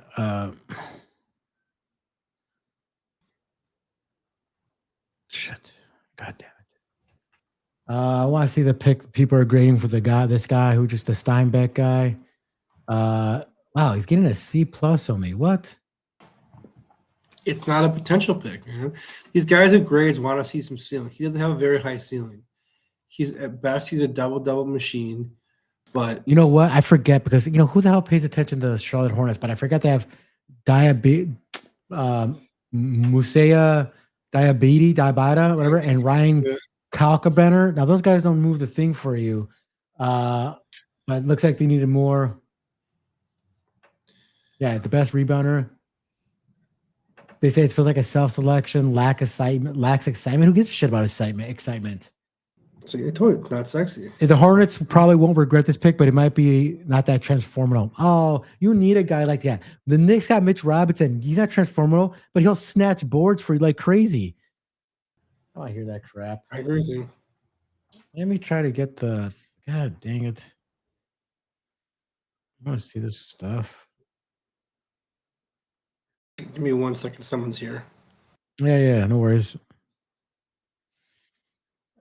I got kind of dead air right now, but I'm trying to bring up my notes. So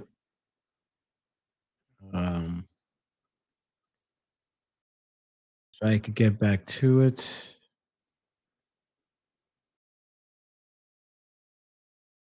There we go.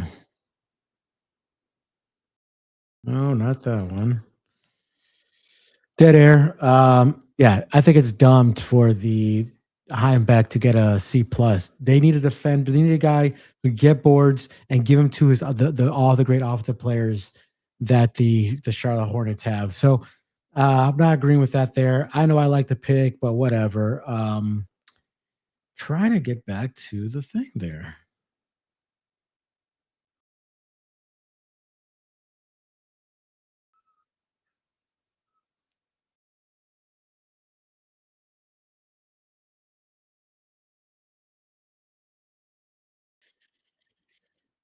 So far, nothing's really new here. A lot of projections had all these people going. The Browns, the Nets, Sacramento Kings. A lot of this is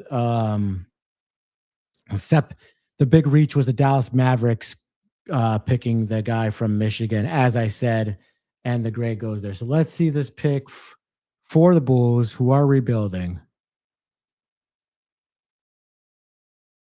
Oop. So Dalen Swain. Now that is a reach like nobody's business. Ooh, that's a shocker. That's the Bulls for you. I'm not saying this kid ain't good, but as I'm trying to get to my uh,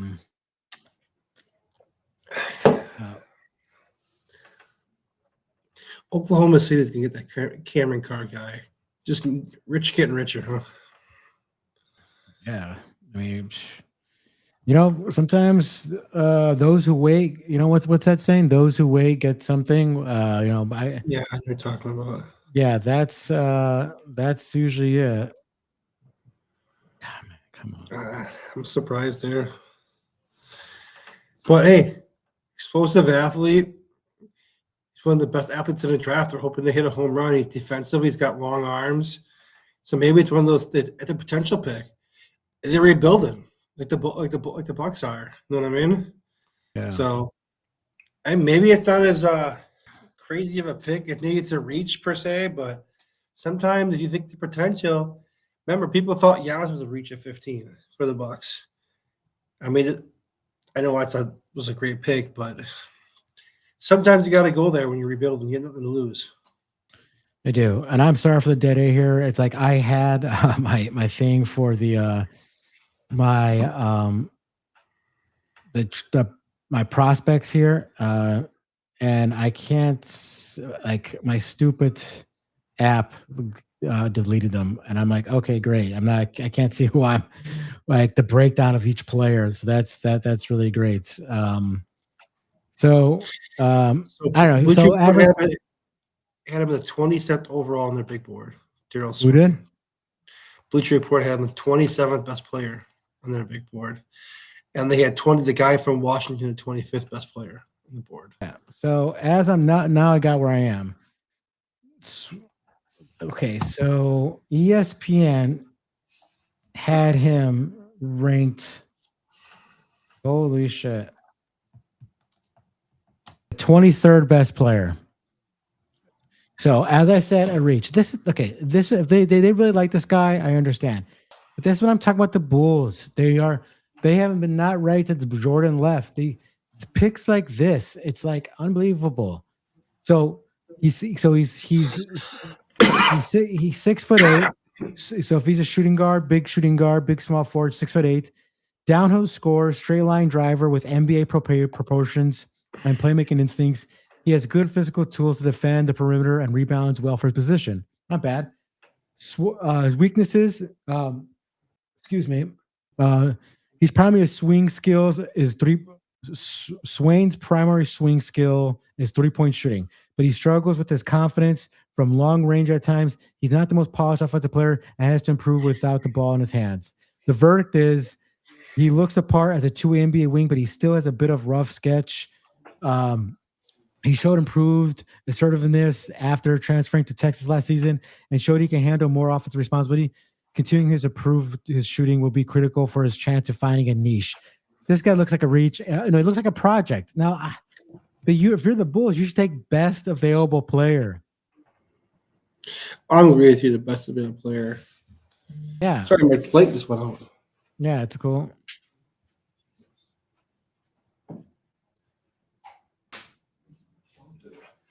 Yeah, I mean it's a reach, but it's the highest potential.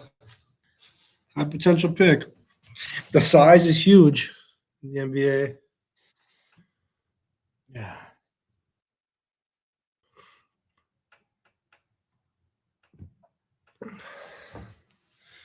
So I don't know. That's a Bulls pick for you. They just, we said. So I was looking for the sexy pick rather than looking for the right pick. Yeah. I'm so glad that they put the NBA in 2 rounds this year, because I remember you and I used to watch the drafts all the time, and it's longer than I anticipated for the first round here. It's going to go 2 hours here. I thought definitely would I don't know. I thought it would end at 9. I don't know what I was thinking. Oh, yeah. Already have 2 hours in. So Memphis now on their second pick. Oklahoma City is on their second pick, and I see Charlotte back on their second pick. Unless these are traded, I can't remember, but I don't think they are. No, they had reported trading for ESPN. Oh, look, he's signing the card, RJ. That if you go with the tops now, and it's like Oh yeah, people try to get that like I do, and like then you get a bunch of like shitty ass cards. Here, look at. Let me give you an example, RJ. I bought 10 of these hoping to get an autograph. Now I just got them yesterday, day for yesterday. I ordered 10 of them to get a number card, an autograph, and I didn't. So there it is. Didn't say Nick. I love the card because I'm a huge Knicks fan and I'm going to keep it. But it says Eastern Conference Champions, and I just got them yesterday, day before yesterday. So I just got them now. But here, I'll show this right here. You see it now? Yeah. Yeah. So awesome card, right? Not I got 10 of these, not numbered whatsoever. So I'm glad to get them. I'm glad to get them, but it's like, I'll try to get I'll try to get that, but the shots of getting that because everybody and their mother's trying to do it are slim to none. I also got the NBA championship once to see if I got any luck with that either, but probably not. I got the Caleb Williams one. I ordered a couple. See if I get lucky. The Madden cover one. I hate this pick. Bennett Stratz, the guy from Iowa. Well, that is kind of considered a reach. I don't like the pick. I just don't think he has what potential. I mean, no, I got to get over that potential sometimes. And like I said, sometimes he's not the sexy pick. Maybe he's the right pick.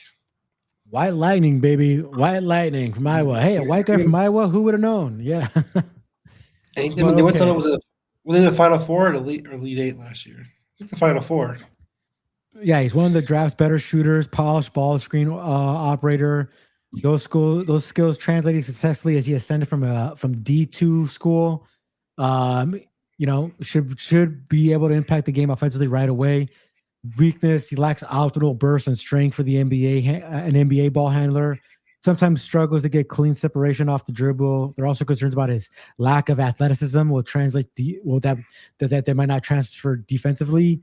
And he's also Iowa played a very slow tempo, which is not NBA style. The majority of NBA teams don't play slow tempos, and he's also the 20th ranked guy. So a little bit of reach here according to ESPN. Yeah, I can see it. Tournament helped him a lot. He had a really good NCAA tournament. Kind of helped him. So, he's being traded to the Oklahoma City Thunder. Really? Yes. So let's take it down here. I mean, pretty cool. He came from a D2 school. I'll give him that. That's pretty awesome. So what the hell? So Memphis will draft the number 7 pick via now Oklahoma City Thunder. So the Grizzlies get 2 second rounders and they swap the second pick. So they just got 2 extra picks with it. Now I don't get this pick because, well, maybe they need a backup point guard, but that kid who had cancer, testicular cancer, he was drafted by them, and he had a lot of potential, Mm-hmm. I don't know. But he's very high IQ, but the athleticism. So we'll see.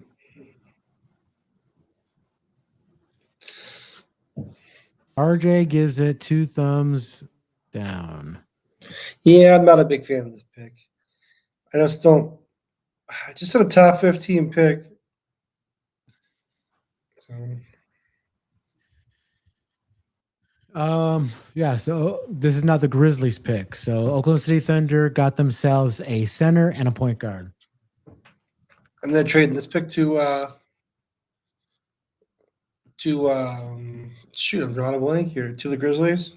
Oh, so Isaiah Hartenstein is a free agent. Okay, Hartenstein is a free agent, and Dort. So they're forward and backup center. So that makes total sense. So them game Mara, that's kind of all right. Mara might get minutes right away. Oh yeah, I think he'll be. They're gonna pair. They're gonna have the slowest front court in the NBA. I know. Between Chet and Mara. Wemby might. Unless they're gonna move Chet to center. Okay, I'm just looking. I saw a reported trade, but it's Brooklyn. The trade that Brooklyn did a while back already. Yeah, I'm trying to see what the trade was. I'm trying to get my microphone safe because the shadow blocks me all the time, but Live trade tracker. How do I sound talking like this, RJ? Pretty good? Yes, you sound pretty good. Okay, it's the microphone placement I'm trying to get right. Well, Yeah, I mean, Oklahoma so State take it all the time here. this is the Hornets picks, right? Yeah, I don't know who this. No, this is No. This is the who did they just trade with? Memphis. Yeah, Grizzlies. And Grizzlies went what the first pick? Do you remember? Grizzlies went Cameron Boozer. So the Grizzlies received the 17th overall pick and 2 second-round picks. I mean, Thunder has so many picks it don't matter. So I think that this might be the point guard from Texas Tech or Alabama. I think this is Anderson Jr. or I think because I don't know if they go Lopez from New Zealand. Because Cameron Carr is my favorite guy left. Yeah, as I said, they have Cameron Coward. So a lot of guys, because they had a lot of injuries, had to play for them. So they have some solid players there. But I think they go Anderson because it sounds like John Morant. He's kind of going to be out of the Grizzlies eventually. So I think it's going to be the Alabama guard, or it's going to get the guy, like I said, it's from Texas Tech. I know he's 6'3", 6'2", and some change with his feet, his shoes off, but he can shoot the ball. He shoot the 3 ball like nobody's business. Good at the pick and roll. He's really polished offensively. So they need a guy maybe to help out if John Morant leaves next year or he gets traded. So you heard it first. I think they're going point guard. Yeah, I think point guard too. Or I would like now. This is still stretching. Combo big, premier ball handler. Now this is still a stretch because the Knicks are 7 picks away. But if Lopez can fall to the Knicks, that'd be really great. So if Lopez or I don't know if they pick a point guard, but if Lopez or possibly Allen Graves can fall to the Knicks, that would like really be unbelievable.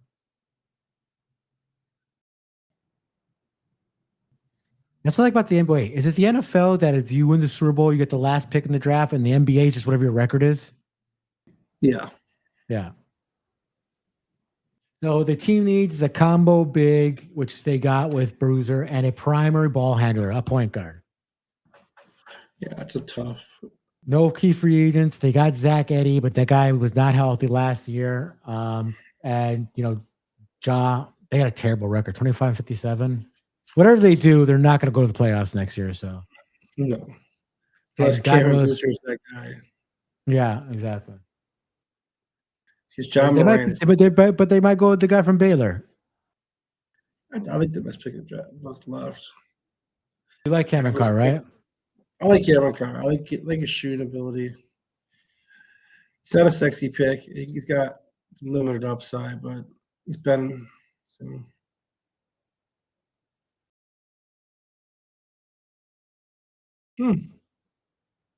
Okay.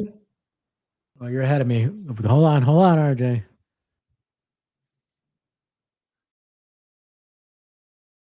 Was that right? Was it a point guard? It's a point guard. That's not the guy you mentioned. I said the Alabama guy or the guy from that was another guy. It is Anderson Jr. It is Abelka Okorie, guard, Stanford. Say what? Let's see. He's an elite scorer, they said. He's a good rim from the finisher, lacks defensive.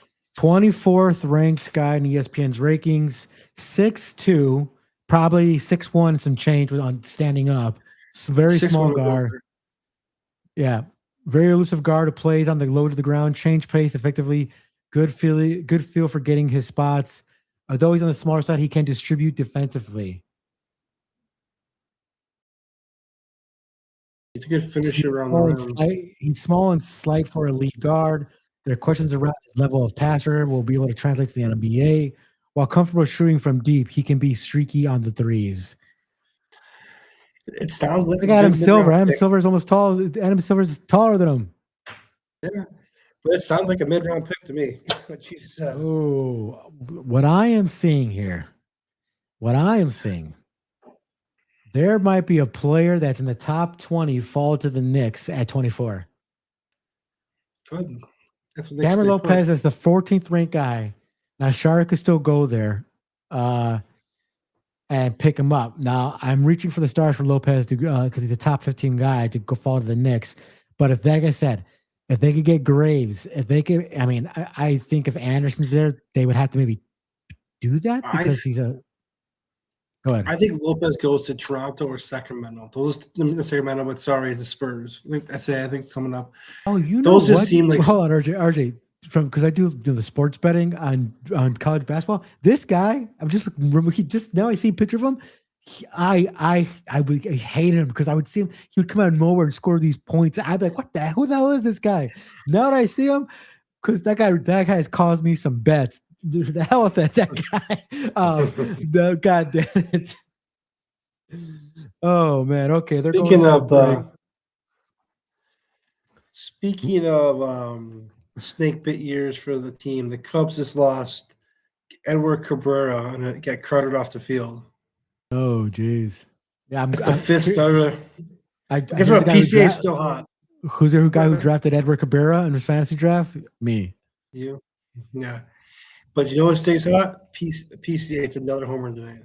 Jesus Christ, he's hot. He looks like the real deal. Like just but as usual, the last 3 years, what are the Cubs' problem? June. This year, I can't blame their pitching on this year. Injuries killed them. We got another trade. We got another trade real quick. As we go to the Twitter page here, the Grizzlies are moving back to the 21st pick, giving the 17th pick to the Detroit Pistons. They are getting the number 7. They're getting the 25th pick and 5 second rounders. Jesus Christ. Yeah. Oh, for 3 second round picks. Sorry, but it's 5 altogether, and they have in the second round. The Grizzlies. I tell you right now, they're probably going. The Detroit are probably going the best score. Anybody who can help to score points for to help out Cunningham. And so is this Charlotte trading the pick, or you said Memphis trading the pick? It's the Grizzlies traded it to. They were from number 16 to 17, and then they traded number 17 to 21. Okay. And maybe they go. Let's see here.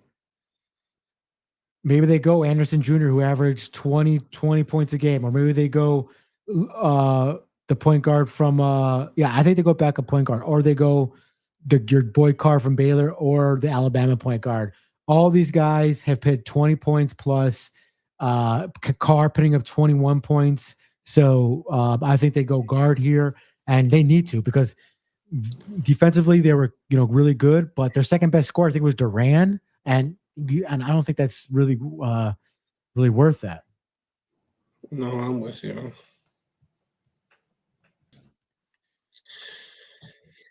There has been a ton of trades. Right. That was good. That's probably the biggest one in the draft. That is because the Pistons, they got to the. They didn't get to the Eastern Conference because the Knicks did. The Knicks lost to the Pacers, but they were always on the cusp of getting there. Yeah. So that is a good trade by them because they need it. And I think they need to go get Norman Powell. I think so, yeah. I'm with you. They need to get another offensive coordinator off the bench to help him out. Because Tobias Harris does not have it anymore. He could give you 12 points a game, but he's not a guy who could give you 18 a night anymore. I remember he had Dirk with the Bucks in the second round. Is it true the Bucks could have Dirk Nowitzki? Yeah, they took him, but what they don't tell you is the Bucks were in a mince. That was their title run. And they had Ray Allen, they had Glenn Robinson, they had Irvin Johnson, Sam Cassell. They wanted a win-now player. And Dirk was 3 years away from coming overseas. He was like 17 or 18 at the time. And obviously, the other trade of Pat Garrity, who was a pretty good pick.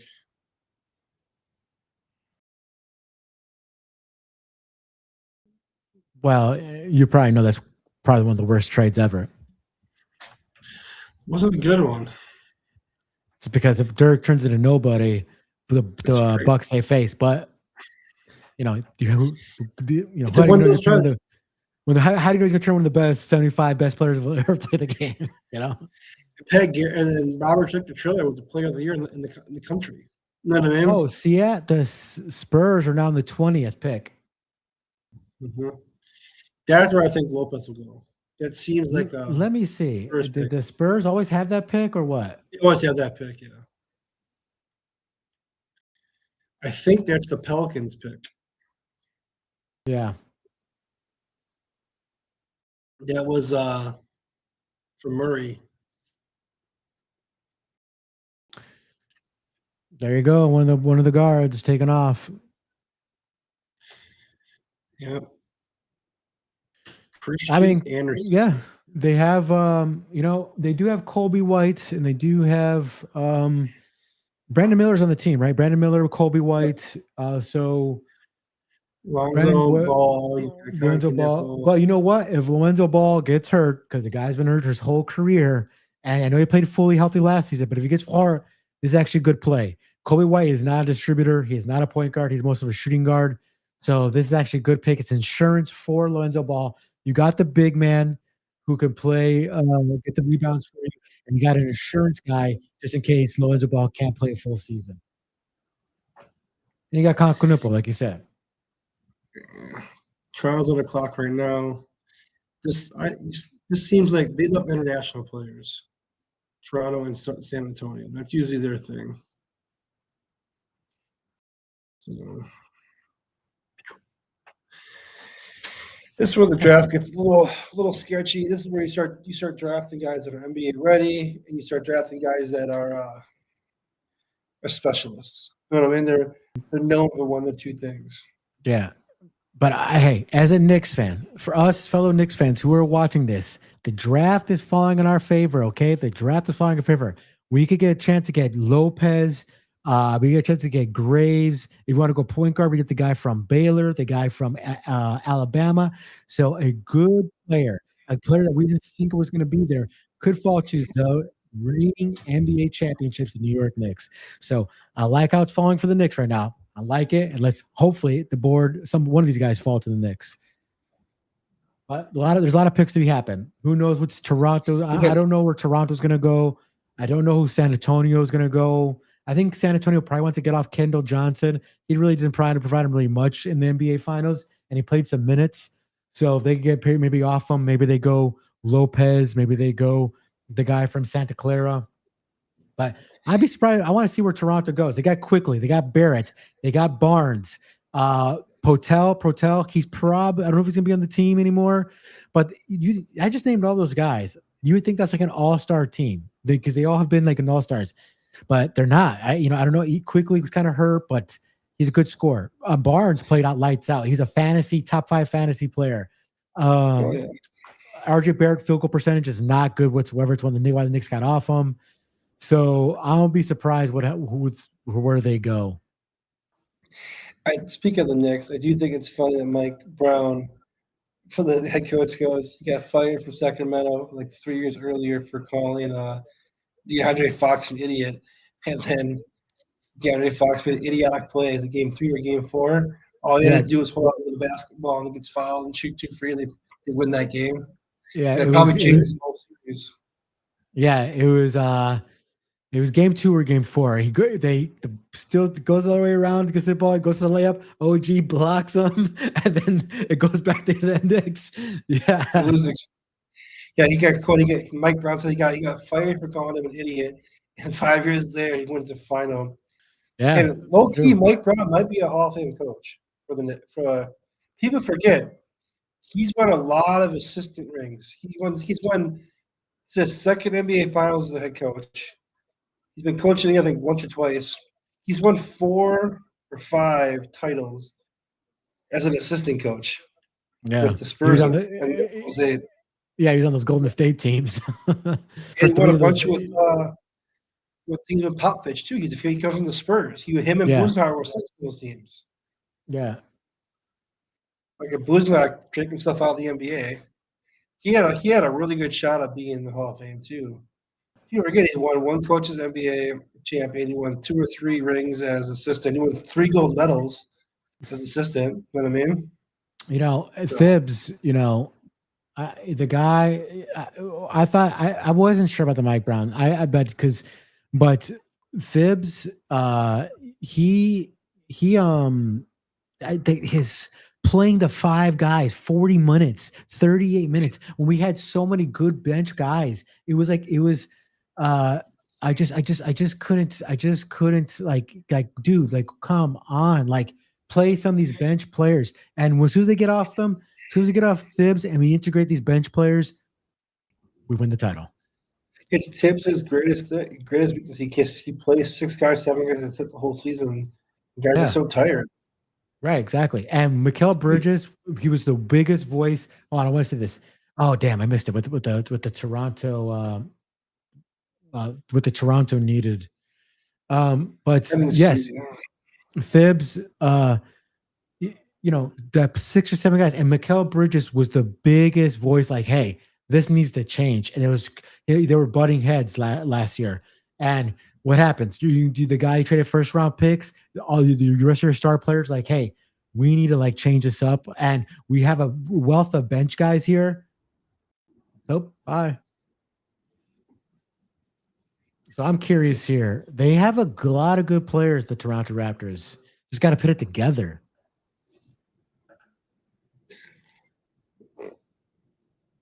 Ooh, But I also, pick. yeah. I The see the pick Knicks right there. The pick is Alan Graves. They picked the guy from Santa Clara. Okay, so one guy off the board comes off for the Knicks. Average almost basically 20 points a game. Well-rounded player. He's smart passer, comfortable on the perimeter, and made 41% of his threes. Has good defensive awareness. He just lacks ideal foot speed, explosiveness for the NBA player, which limits how he can create one shot and muddles. Yeah, his perimeter defense. Sounds like he might be like a good 3D guy, but mostly kind of that corner 3 stand there. That's how he'll make his shots. Yeah, I mean, this is one of those picks I don't know a lot about. I've heard the name. I don't like he had a red shirt at Santa Clara. I'm not gonna lie. I mean, how can you be a red shirt and then you're a top 25 pick in the draft, top 20 pick in the draft? But Yeah, hey, he must improve his game a bunch. Yeah, he has a athletic family. Brother and sister both play college basketball. So 7 foot wingspan for being 6'9". So you know, he's a 3-and-D guy. That's what he is. And you know what? That's probably what they need. I didn't get to see it, but when I name Baird to you, when I name quickly 2 guys, I know those guys from the Knicks. They're not good defenders, so they probably need somebody who could guard the wings of the East. So this is probably a guy. Hey, just don't have this guy score 20 points on us. Just do your best you can. But they said he does lack explosiveness on the defensive side. So we'll see how that translates. I don't know how many 2 players come from Santa Clara, unless you can name somebody. John Stockton, maybe. Oh, That's Gonzaga. yeah. Never mind. That's Gonzaga. Okay, so since Alan Graves is off the board, Chris Anderson's off the board. So Lopez, I'm talking as a Knicks fan, Lopez and the Chris Sinak Jr. Yeah, and Cameron Carr could fall to the Knicks. I mean, look, if we get any of these guys who are not supposed to be with the New York Knicks, I would love to have it. Hey, you're missing one player, man. So notable Santa Clara people are Jalen Williams, Oklahoma City, Brandon Poyazimex, the guy from Oklahoma State, and one of my favorite players of all time, Steve Nash. Santa Clara. Oh, yeah. I should have known that. Just some.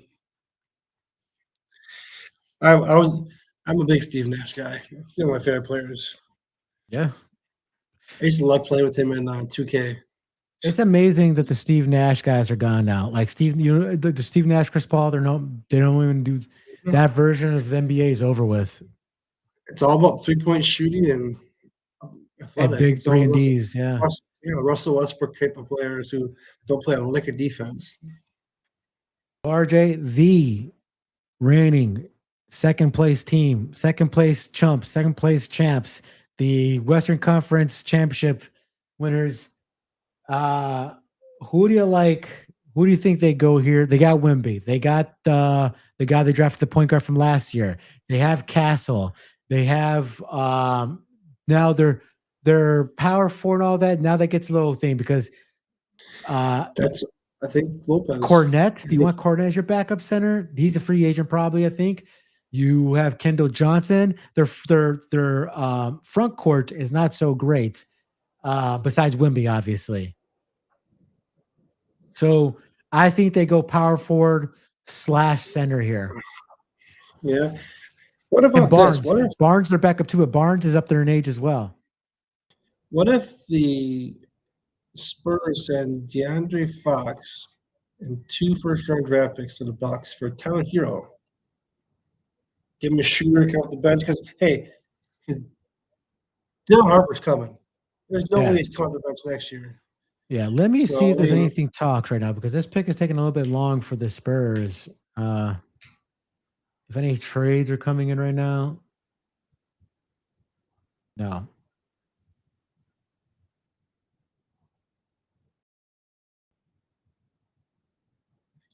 I also like Cameron Carr here. He's 6'4", 7-foot wingspan. He can shoot the basketball. Yeah. I really like him a lot. Knicks are out of time here to Detroit. Run up to the floor, make a pick.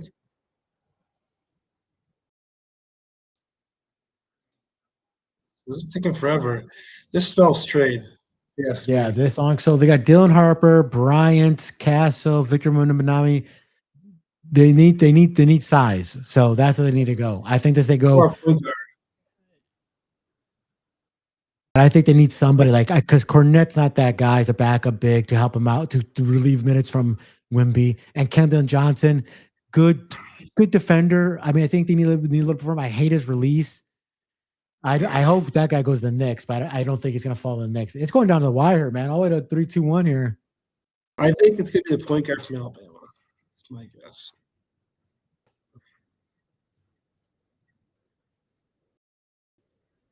Okay. So it's going to be an interesting pick.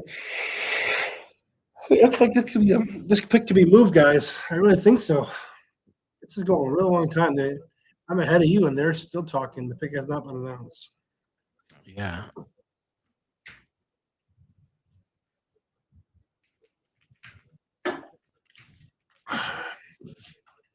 Yeah. So like, they do have Carter Bryant as the power forward. He didn't get a lot of playing time, but as a power forward, Bryant, the guy they drafted, he's 6'6" at a power forward. Do you really want that as your thing? None of their backup bigs are going to return rate. Basically, Mason Plumlee's a free agent. Biasco Biombo's a free agent. All these guys are in their mid 30s, and then the next guy that's Harrison Barnes, 34 years old.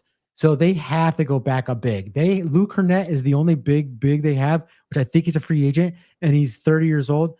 I think they have to go a big man here. Yeah, I think big would be the play. I just don't know if anybody's going to be there. They might go talent, try to draft big in the second round. Surprised the Lakers didn't try to make a move and jump in to help their team because God knows if LeBron James is going to be there because a lot of people are saying he may not. I think he might end up in somewhere crazy. I think he said he won't take a pay cut. I mean, wouldn't it be crazy to take a pay cut? He goes to the Lakers, goes to the Heat. I mean, goes back there. Honestly, I think if he leaves, he should go to Cleveland and do a retirement tour there. From what I hear, he really likes LA. So I don't know. He likes the show business by LA. Yeah. Because his podcast studio's there. A lot of stuff's there. Oh, this is a different pick. Oh, God, you're in there. Boo. Boo. Hold on, RJ. Don't. I got to see it in real time. Any Spurs fans watching this, if you catch us on the replay, just remember, Spurs fans, just remember. We took you in 5 games. The Spurs should have been swept. But we took you guys in 5 games. The Knicks, baby. Well, speaking of that, you got to send me over winnings, my friend, from me bet the Knicks. Yep, we both want some money, and that I'll send it over to you. I won. I barely had to talk a lot of smack about. I put money in your mouth. I took the Knicks like plus 160. I think again. There. I'm hearing boos. Were they booing the Spurs? Yeah, they're in New York. What the fuck is gonna happen? Oh yeah, no shit. Okay, he's 18 years old, going on 19. Powerful athlete, all defensive, and they needed that, right? They needed because they said the Knicks out toughed them. This is this pick that the Spurs did is for. Wait, I'm trying to say. Let me catch my breath here. This pick by the Spurs, picking this guy from Kentucky, is a pick because the Knicks embarrassed them. They out-toughed them on the court. So they needed a guy like this. So this pick is because what the Knicks did to him in the NBA Finals. So this guy from Kentucky, hopefully you bring the Spurs back from the resurrect them, but I'm not seeing it. Yeah, I don't know. So let's talk about this pick the Spurs did. He's 6'10". He's 18 years old, going on 19. Powerful athlete with excellent length and great defense upside. He has the tools to excel as a play finisher and rim runner, capable of playing above the rim and bullying weaker bigs. Weakness, doesn't shoot from range and offer much skills upside on the offensive end. He's undersized for a center, though he has great length. There are concerns about his health of his knee as he continues to work his way back from a ACL injury in February. So, I don't know. So, like I said, this pick by the Spurs is directly because what the Knicks did to them in the ABA Finals. They out-muscled them. They out-toughed them. They bullied them. So that's why they picked this, because the Knicks embarrassed them on the court. So, Spurs, I hope you're happy with this pick. A guy who had a torn ACL, you took this pick because the Knicks embarrassed you guys. So, I just had to get that out there. And I'll be right back. I'm actually going to get some popcorn because I'm going to need some popcorn for the Knicks pick coming up. So I will be right back over. Yeah, we'll do a little side topic. I'll talk about the Brewers won today. No shocker there. Talked about Edward Cabrera getting hurt. The Cubs just beating up on the Mets. 9-3. Hopefully not sell. They should be sellers at the deadline now with this stuff. Now with a bunch of injuries, you just can't. You can't sell. You can't be a buyer. I know they're in it semi for the wild card, but you're not playing for the wild card, especially when you're now saying Justin Steele is probably going to be a reliever for the rest of the season when he comes back, which is insane. You lose Boyd for pretty much half the season so far. Tyon missed a couple of starts. Shota's missed a bunch of starts. Horton's out for the year. Who knows with Cabrera? Hopefully just an ankle sprain. That's going to be 4 or 5 weeks. But snake bit season. Sometimes it happens. The crazy part is they're still 40-37.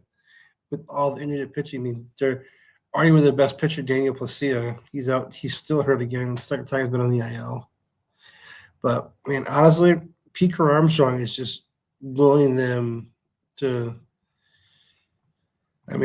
he's got a shot at being a 2020 guy before the All-Star break.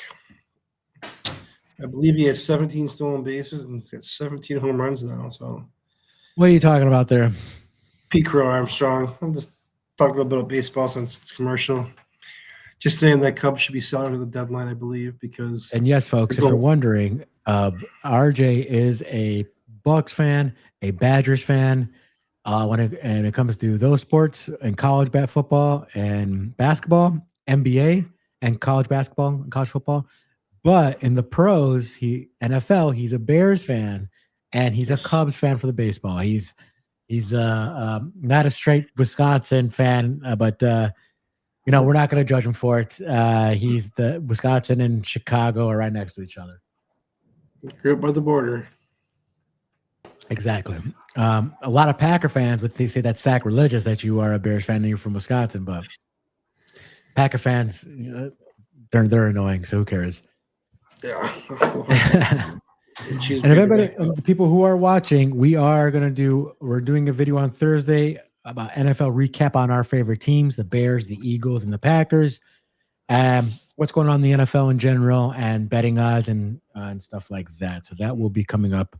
Shooting on Thursday. We'll release it maybe early next week or the weekend. We'll see. Okay, pick is in for Detroit.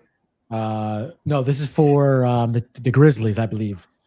Yeah, with the Grizzlies. Got a moved back to 21 and got 3 second-round picks out of it. So here we go. Yeah, the Thunder got. So I think the Grizzlies. I don't know. They got the backup to. They got the backup to. Ja Morant. Right? They got him. They drafted a point guard. Mm-hmm. Yeah. Yeah, they got Brandon Seats. Listen, it's a good pick I like this pick by for the Grizzlies. So this is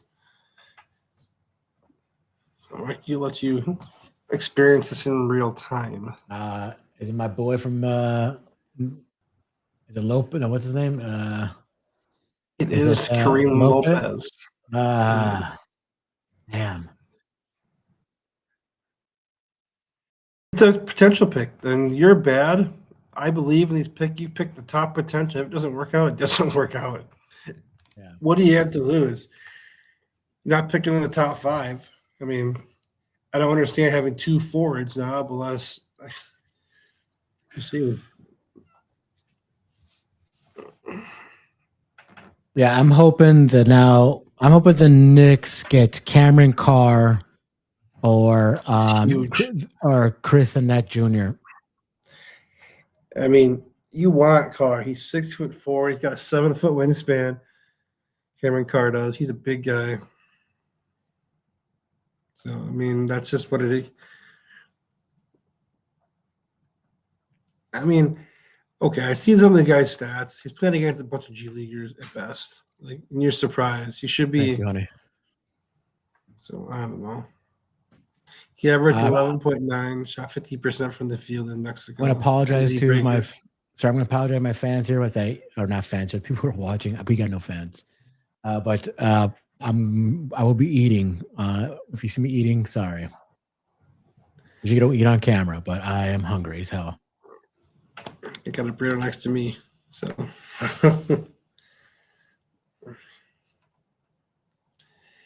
Yeah, I think it's a good pick. It's a good potential pick. I mean, it came to fad after Giannis going later, taking the guys from overseas and stashing them. Yeah, when's the last time I heard a player from Mexico, though, besides, no, Rubio's from Spain. Can you think of anybody from Mexico? Well, I'll look it up. NBA draft. Maybe Jose Arribas, guy from the Knicks. I think he might be in Europe too. Alvarado, Jose Alvarado is Puerto Rican for the Knicks. He's another Puerto guy. Rican. Yeah. Oh, I should know this. The last one drafted is Jaime Jaquez Jr. Oh, okay. Born in California, but he just a lot of Mexico, played in Mexico a bunch. Then it was the last Gustavian Avano. He played 3 years in the early 2000s. And Edward Naraha. He's from Chihuahua, Mexico. Oh, from the state of Chihuahua. Yeah, he played with the Mavericks, Warriors, Nuggets, and Bobcats. Well, so, and the other guy they said is drafted is Crisoro Lames. He's from Sinaloa. The what do you call it? The Knicks division, the East, is all up now. They swept the Philadelphia 76ers. Now they beat the Atlanta Hawks. Now those take Sixers. I mean, do they go back up big man because Embiid cannot stay healthy and they had Drummond last year and Drummond's old?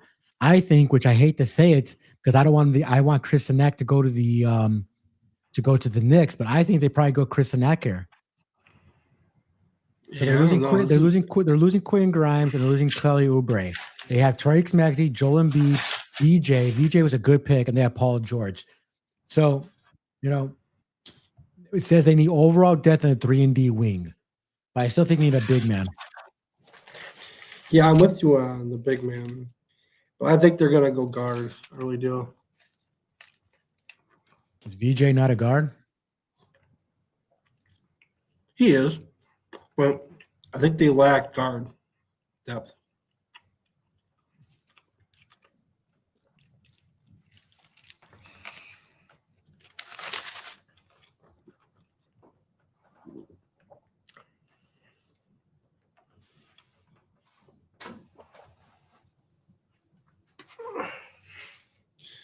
Man, this seems forever.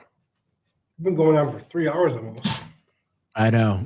It's like I'm getting a little restless. I gotta work.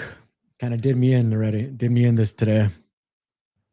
Yeah, me too. I had all that car stuff this morning. So, who knew? Get your tires changed and alignment was three gosh darn hours. So, Well, Legs is talking about they're gonna go guard basically.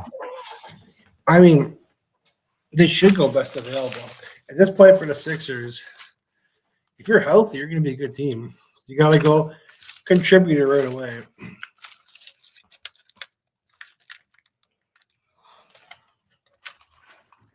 So he has the guard from Alabama being the best guy up, and Chris Neck and Cameron Carr. You know your camera's off, right? Yeah. Okay. I just making sure. had to eat fast. No. I hear you. My food is not camera friendly. Got a burrito? Yep. I went to Chipotle, which is not my usually place of choice. So I usually go to Ramiro's, the south side of Milwaukee. A little free press there for him. One of the better burritos in Milwaukee. There you go. Especially if you don't live downtown.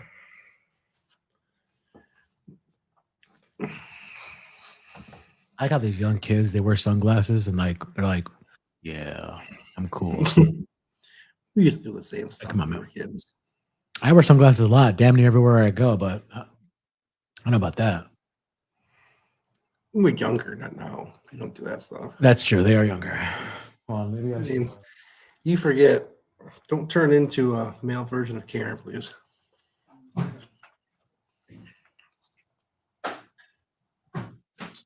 I have plenty of sunglasses over there. Literally, I have a bunch of sunglasses, and so I collect them. So, but I'm just kidding. But these last few teams, they're sure taking these 3 minutes, man. They gotta be taking some look at some trade they have on the table and stuff like that. So I like the pick here by the Sixers. God damn you, RJ, being ahead of me. All right, here we go. Come on. Don't pick them. Don't some of the Knicks need. Cameron Carr, watch. Yeah, 50 shot at getting the guy you want.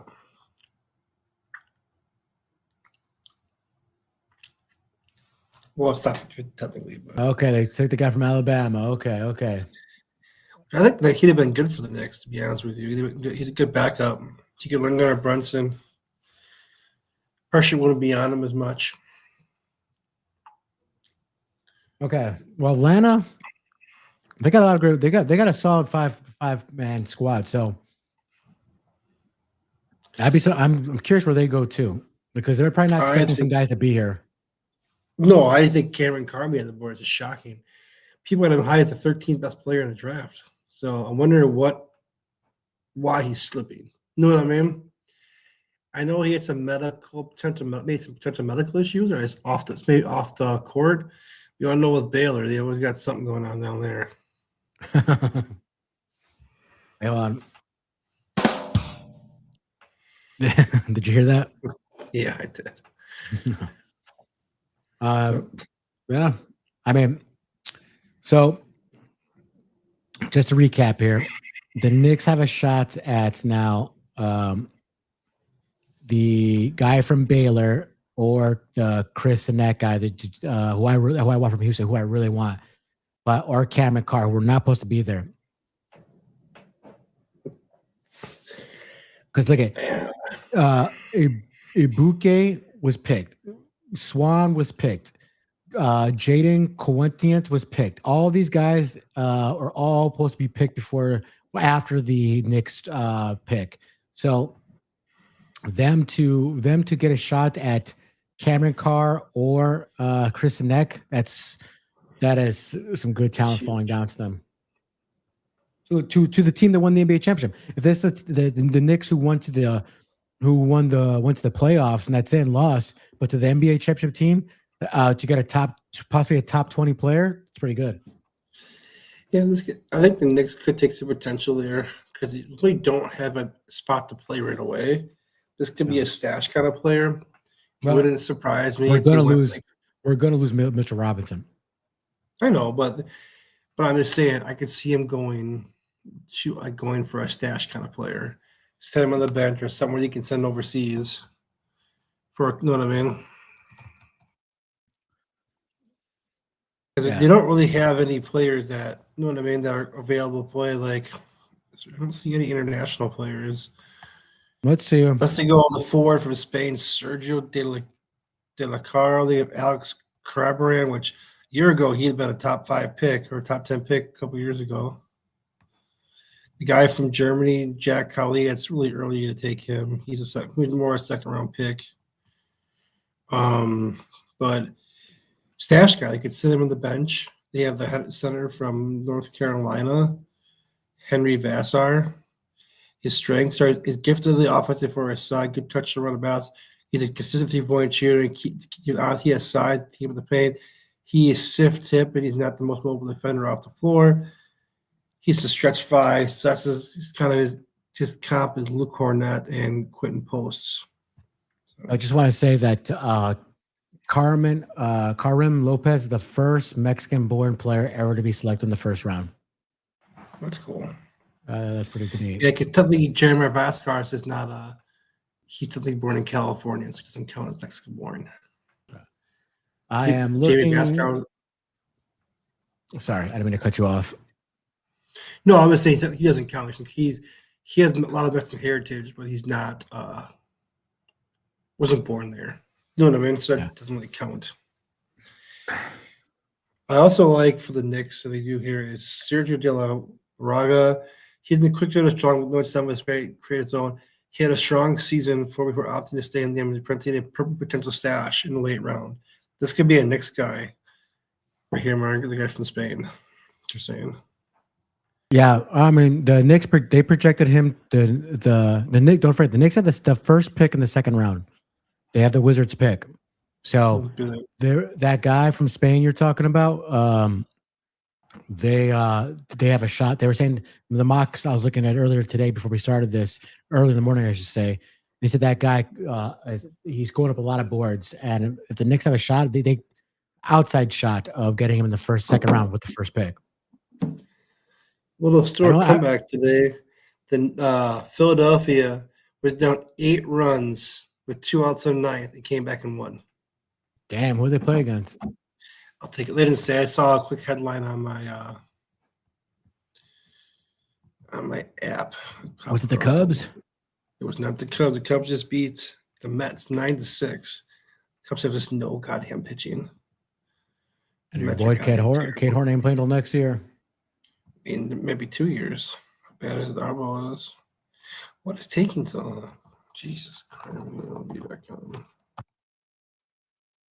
I know. Phillies played the Rockies?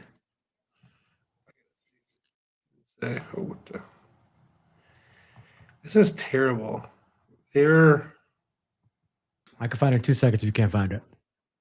Washington. No, it's not Washington. It was yesterday.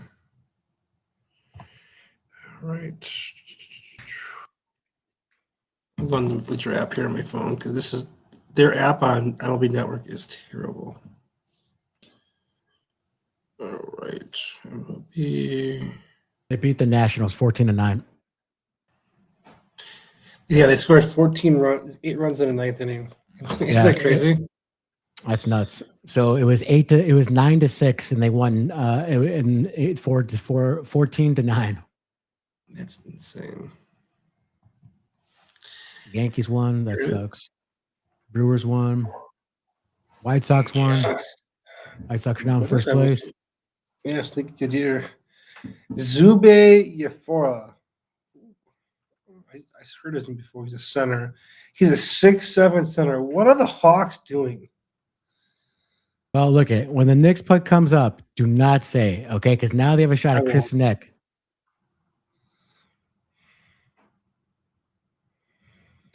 This guy was a top center in college basketball. He was 6'7". Jesus Christ. What's his name? Zube Yorafor for St. John's. Oh yeah. Then he was the 26th guy.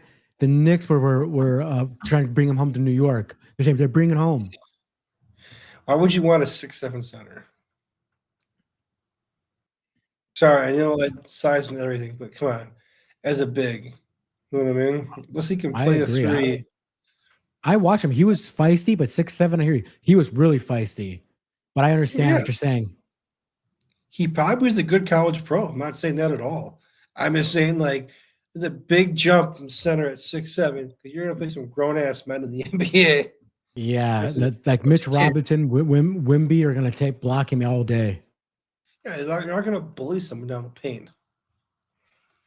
You're not going to bully Giannis. You're not going to bully. Maybe you bully Wemby, but he's going to just lengthen, let you back him in, and he's going to block your shot. So, okay, so I'd be happy. I really hope they pick Siddick Jr. Like this, like he's 6'11", almost 7 foot. Here we go, New York Knicks. I hope the Knicks get Chris Sinek Jr. His strengths is excellent length, moves fluidity for his size, and has made strides as a rebounder. And he has flashed natural shooting touch, giving him the intriguing base for the NBA team to develop. Oh, here we go. You seen this, RJ? We are the New York Knicks. Go New York, go New York, go. Go New York, it's go New New York, go. What dreams are made of. Go New York, go New York, go. That's right. Your NBA championships, the New York Knicks, baby. You got that. And there's so much great value for the New York Knicks to choose right here at pick 24. Chris Sinek Jr., I hope they pick him. I hope they pick Cameron Carr as well. They have a lot of talent choices to go here. And I can't believe those two guys are on the board. I think we can't go wrong with either of those two, but I really want the guy. Oh, no, the Knicks made a pick to trade with the Lakers. What? Not a bad trade. Got to slide back a little bit. What'd they get? What did the Knicks get? Reported trade. Oh, man. Let's see. Probably a second, maybe a first. Probably just a second. Yeah, I mean, well, it might have moved out completely. You never know. Yeah, they're just saying they traded 25th. I mean, yeah, but they're probably gonna go Cameron Carr. Oh, I would. He's 6 foot. He's a Cameron Carr fits the Knicks. Physical, long length, combo guard. But And I was excited. Now I'm back to eating popcorn. God, I gotta go this. here's the trade. Bleacher Report's been pretty slow, to be honest with you. I'm sure. I told you, people are pissed off that the Knicks. People were tweeting the picks in the NFL draft. So a quick grade on that LeBron Philly Jr. guy from Philly got a B plus, but the guy that the Hawks just took, Zube, got a C minus. Really? Yeah. Memphis got a B for their pick. Quincy for the Jaden Quincy got a B minus. Alan Graves got a C minus. Yeah, free agents are Mitchell Robinson, Landry Shamet. They need front court depth and perimeter scoring.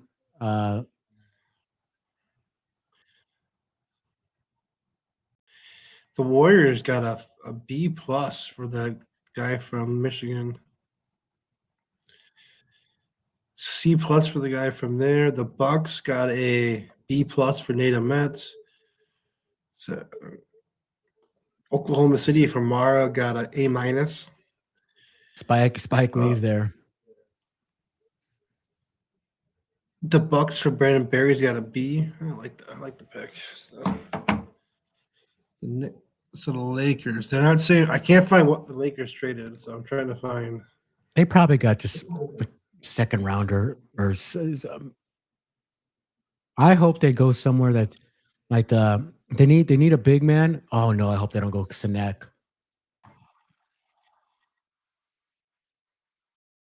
They're not saying what.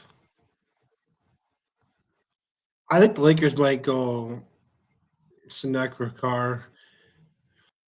Yeah, I mean they're very weak at big men. The Lakers very weak. It's Could be Harry Jackson Vassar. Hayes and I don't know who else is there. Jackson Hayes and how's the guy from Portland? Anton. What's his name? Oh, what? I'm not going to say the pick for you. But then I'm pretty sure it's Chris Sinek then.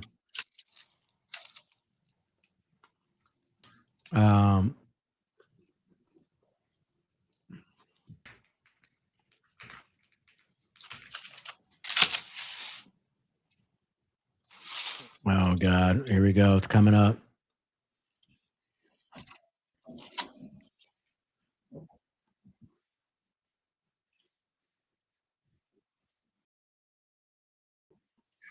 Here it comes.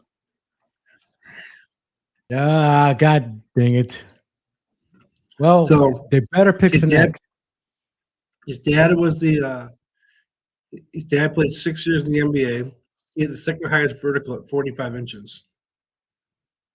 His sister's a big time college player, like Oklahoma they showed. So this guy's got he fell for a reason. He's tiny, 6'4", 184. Carr's an explosive athlete, which no shit, 45-inch vertical, no shit. Oh man, this poster, that guy, Jesus. He's a shot maker, creator. Little undersized. Okay, well, I'm wondering what we got for. I wonder what the Knicks got. I mean, the Knicks. I mean, I hate that they have the Knicks things up there because it's not going to the Knicks, it's going to the Lakers. Yeah, I like to see what. Because remember, you don't know if they got picked. Did the Knicks just move completely out? Nope, they moved back a pick. So, like you said, probably a second round pick or two.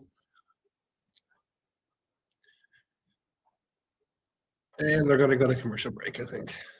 Oh, come on. You can't do that to New York, baby. Come on. Kind of just has that, like the beat on the show. So, Chris Carr is Cameron Carr's dad won the slam dunk contest in '97. So, he beat Kobe Bryant.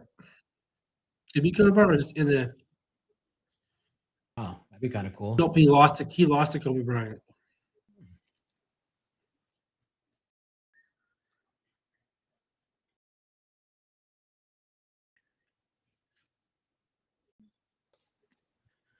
Okay, let me see if there's any news about the trade. I looked some up. I couldn't find anything. Okay, up. The Knicks received cash considerations. That's it. You get to pay. You see the Well, maybe it's a couple. Boy, maybe it's a couple $1 million. That could actually go a long way because the Knicks are strapped for cash. Are they really? Well, yeah. When you have 5 guys all making 100+ million, but it's not. But Mark, let's say cash consideration. It doesn't go to your cap. It goes to the fucking owner's pocket. You know what I mean? You don't get space for that. You know what I'm saying? I mean, you move back and you get a little bit of space because each pick is slotted. You know what I mean? Well, they get $2 million in space.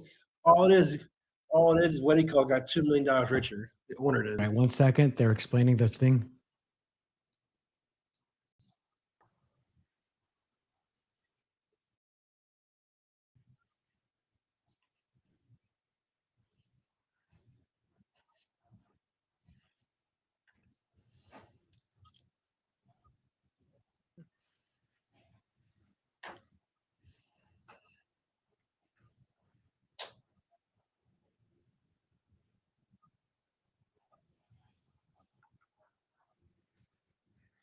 Now they're talking about the Knicks might they traded to the Denver. They traded to what are the Knicks doing? We need a backup. They traded the pick to the Denver Nuggets. Are you kidding me Knicks are just here? sliding down the We board. could have got Chris Sinek. What are the Knicks doing? Look, I trust in Leon Rose. I get it. I was gonna say you gotta let him do his thing, man. Get to their promised land. I mean, there could be a lot of picks. Knicks could like Sinek. They could like Evans. They could like Pete. Koa Pete. They could like Henry Vasker. I mean, and they're also going to save some money in the cap mark. So they're probably going to save a couple $1 million by doing down a few spots. If you have them all kind of grouped together, you know what I mean? And you'll have to maybe have 3 guys rank the same. It's not going down. They made a few $1 million, which, like I said, doesn't help anybody but the owner. Fuck James Dolan. Sorry, Mark. You know, he's a douchebag. But now I don't think we have a first round pick. I'll look at it.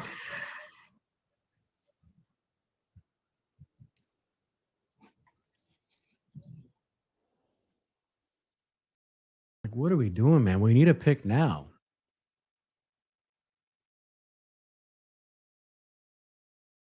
Right. This is the first time Knicks and Denver are trading this to Carmelo Anthony trade, by the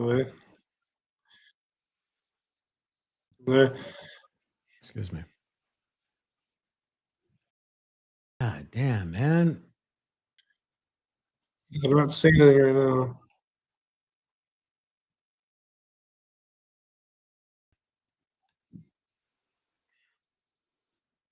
I know. I keep on hitting refresh, and they're not ninja, but you see right there, the Nuggets have the pick.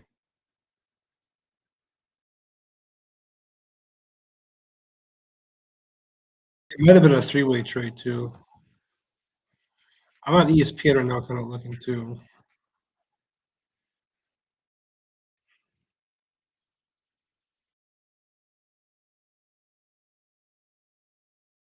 Wait, am I seeing this right? Or maybe I'm not seeing it right. Okay, never mind. I just reacted so wrong. They didn't trade the pick, the Nuggets. I'm sorry. I was looking at the wrong thing the whole time. The whole time I was looking at something wrong. But they're still trying to trade the pick, apparently. So my fault. Anybody watching? I messed it up. I was looking at the wrong thing in my second monitor right here, and I looked at the wrong thing. So my bad. But they still might trade it. We'll see.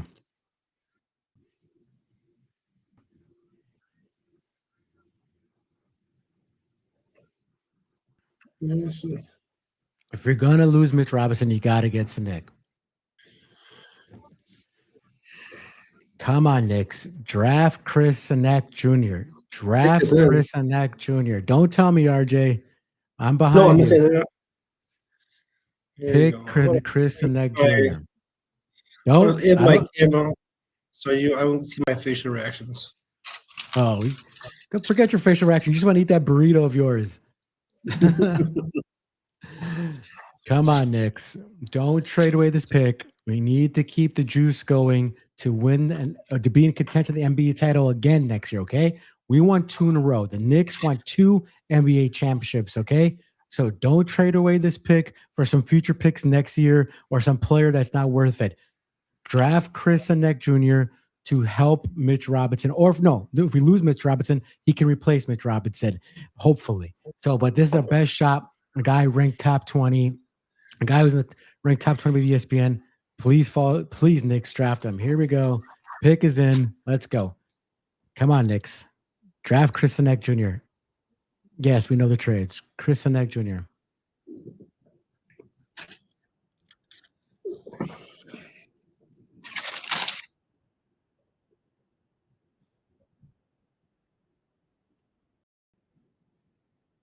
I bet the Knicks might even go. We might lose Lament here. Lament. So they might go guard too for a guard who shoot threes, but I hope not. Or maybe so. I don't know.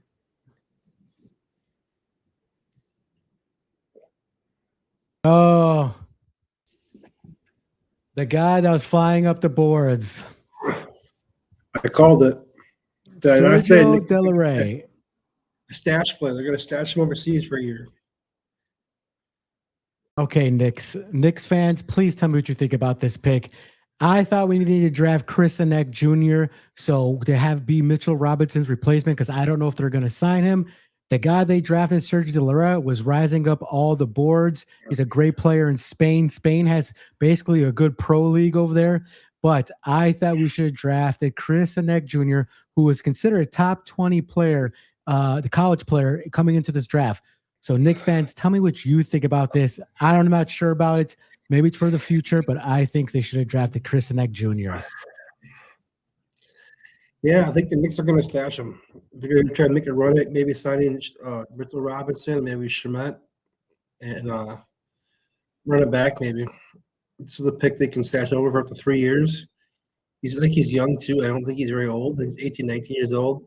Let him go develop, let his body develop for 2 more years, and then bring him over. Wow, why is Chris Sinek falling this far? It's tough to know. I'm reading. Chris Sinek is a project still forming his on-court identity. Okay. But he benefited from his last year playing for a physical demanding program in Houston. As a mobile big with the potential to space the floor and protect the rim, he could eventually fit an extremely valuable NBA archetype for a team willing to be patient. Well, I don't know if the Knicks are patient because the Knicks need the window is open for us to win out a ring. But still, we could have got Cameron Carr. This kid, let me read up. Okay. So, the one thing the one person they don't have a profile on is the guy from they just drafted. I got it up earlier. He's 20 years old. I mean, maybe Chris Sinek will fall to them in the first pick in the second round. That's still in play, but that's a long shot.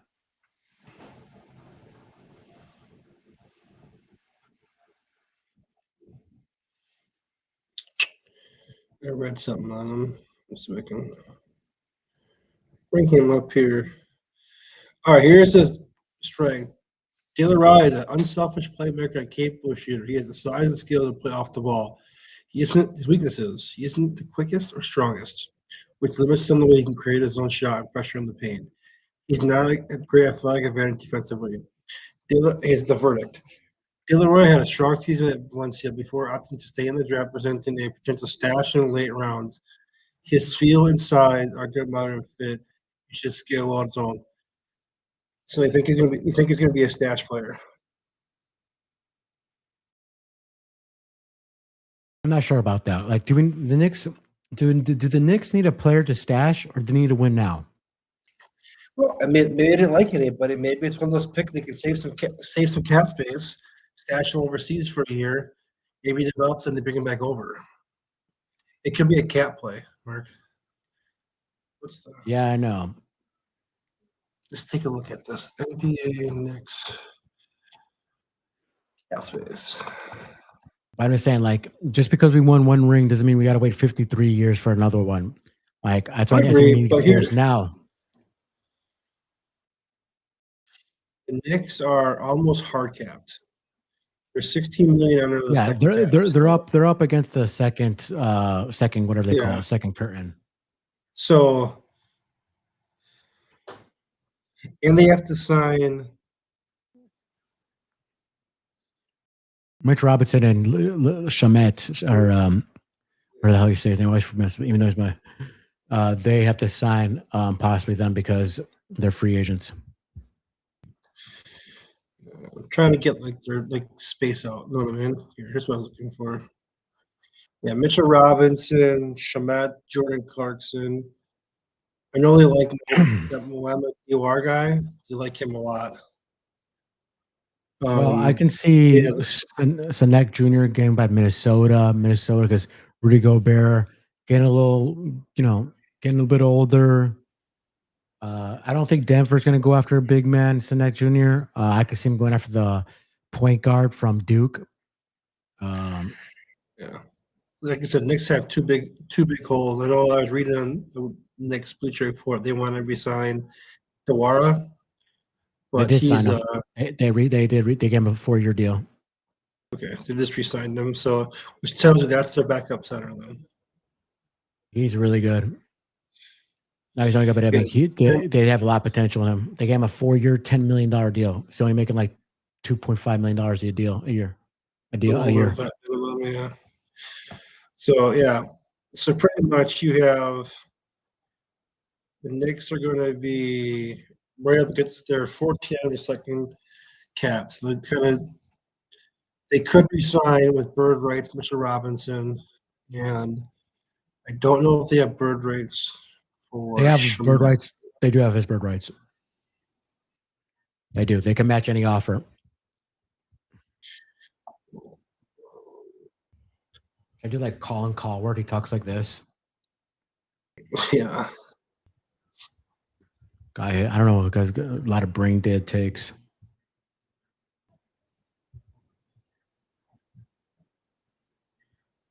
Pick is in for Denver. They still got potential to be a good team. They got rid of Tim Hardaway Jr. Probably not going to re-sign him.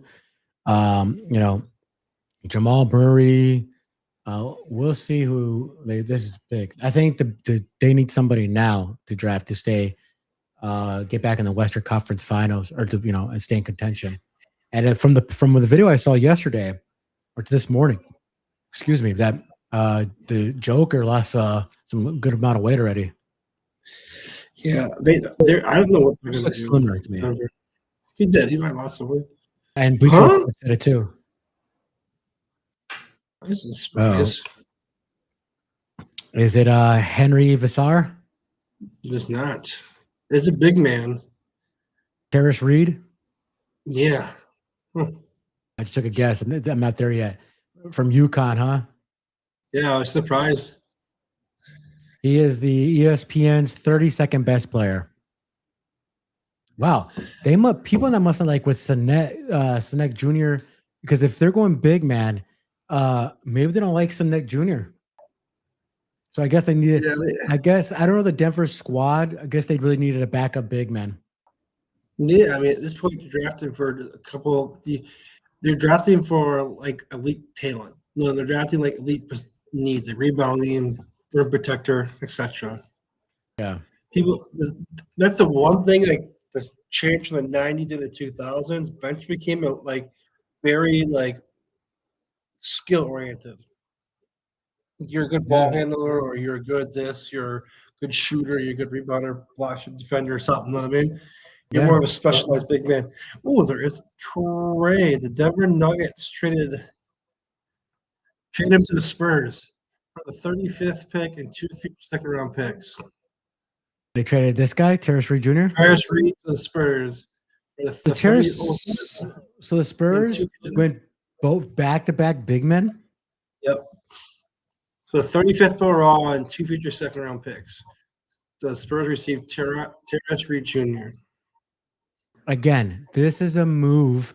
The Spurs are making these moves for big men because they got bullied, and Victor Wembanyama was his stamina. He doesn't play that long minutes. He just can't right now. So these moves, getting both these centers / power forwards, this is a move because they got embarrassed by the Knicks by the Knicks big men.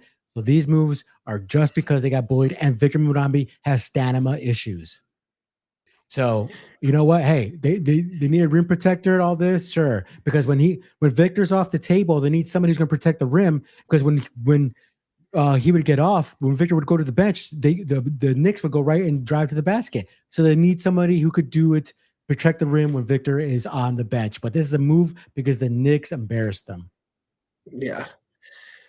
I was watching a funny podcast, and they're baiting Shaq on the podcast, and they said Rudy Gobert could lock up Shaq. And Shaq, they go, and Kenyon Martin goes, there ain't no one that can guard Shaq one-on-one. You used to have 5 big men back in the day to guard Shaq, just for fouls. Yeah. And Shaq goes, Shaq, he called you to 12 points in the first 3 minutes. Damn! There's not a center in this league. I don't care if the Giannis, the Joker, Shaq, prime Shaq. I'm not talking like out of shape Shaq in Boston or Cleveland. I'm talking Orlando or even Laker Shaq. The most dominant big man in the history of the NBA. Oh yeah. Like There's not gonna be one single-handedly. like there's not gonna be a Shaq ever again. Oh, the closest thing to Shaq is Giannis, like Yeah. physicality wise.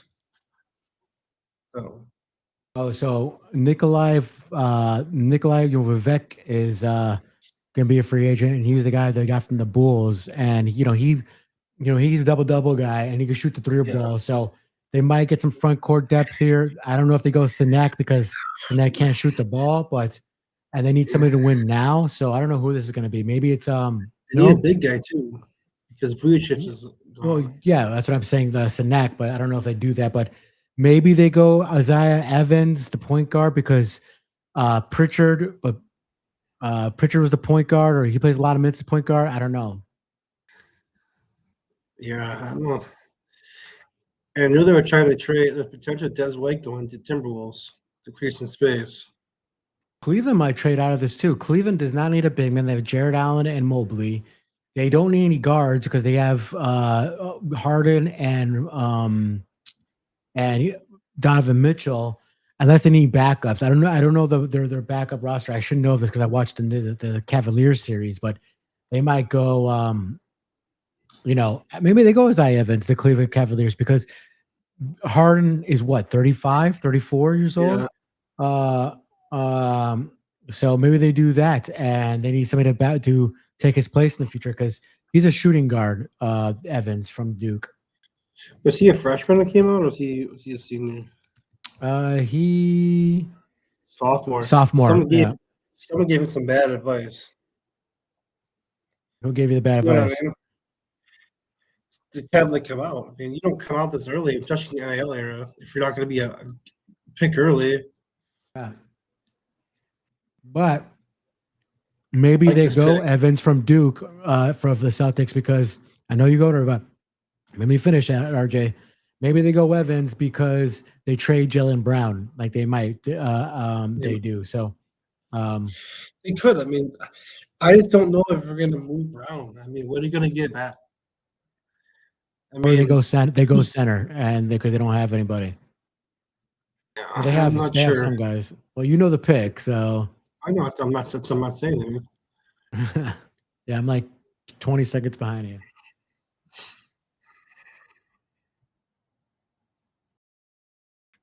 So it's. I just don't know. What did I tell you? Idiots. Yeah. And this Chris and Nick should be New York Nick. Yeah, the Knicks made a move to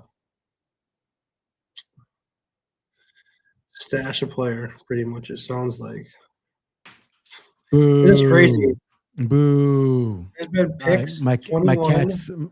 cats have decided to open my door. From the last 5 picks, 4 players have been traded. The Knicks get an A- for their pick by Bleacher Report. Yeah, he's got a lot of potential. They're going to stash him, Mark. Oh, he only has 6 doubles, but hello, Pancake. Hello. It's definitely a stash pick, Mark, for the Knicks, I think. Maybe a 1-year stash, and then next year comes over. You know what I mean? Yeah. I have my cat here right now, so. Knicks save $4 million in the cap. They want to go get Pancake, somebody else. what do you think about the trade with the Knicks pick? Knicks in 5. All right, Pancake. Knicks in 5 again, he said. All right. I like where his head's at. Well, you know what? The Celtics had probably thought this guy was not going to be there. So this is a good value pick. Maybe a lot of people didn't like it for some reason, but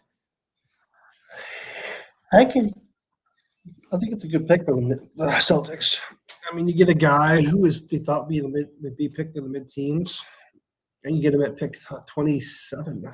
yeah, I mean that's the Houston. They say the offense wasn't there, but that's not Houston's game. Houston's all about defense and physicality. 2 guys picked in the first round. That's pretty big. Yeah. I think the Knicks So- might take Henry Vascar. Think they can shoot threes, kind of a first version of Cat. You mean the Knicks? You said? First pick of the second round. Yeah. And this pick is going to Brooklyn here by the Minnesota here. The pick's not in yet. I mean, pretty much, Randall was dumped on the Knicks, was dumped on the Brooklyn Nets because the Timberwolves wanted to clear some cap. I thought the T-Wolves might make a move later in the year. So people forget they have a $33 million trade exception they can use later in the season. So Really? yeah, it's good for 1 year, but they could take out like Tyler Hero's salary, all of it. I'm not giving much up for it. They wanted to, or take a Miles Turner, or I miss throwing out player. Anybody with 33 or less million. So it's how, what do you call it? So that's how Okay, Bobby so- Portis was a Heat, was because it was part of they had a trade exception. So yeah, just to remind people, the Nets received Julius Randle and the 2026, the 28th pick in this year's draft. The Timberwolves got the Muhammadu Gueye and the 33 pick, the second pick in the second round, and the Bulls got Nick Claxton.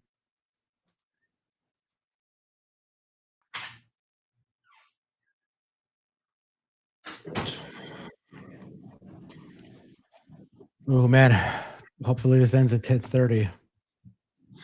It's kind of a weird week. It's a weak draft free agency class, guys. Week.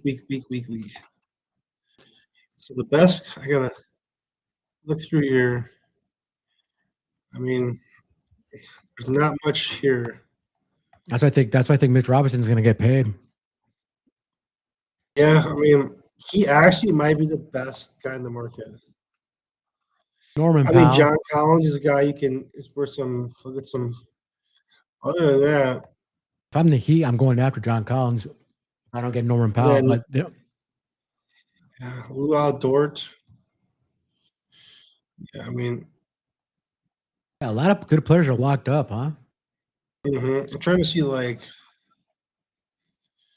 top 40 free. That's what I want to see. The top 40 free agents. Top player free with a player option is Austin Reeves.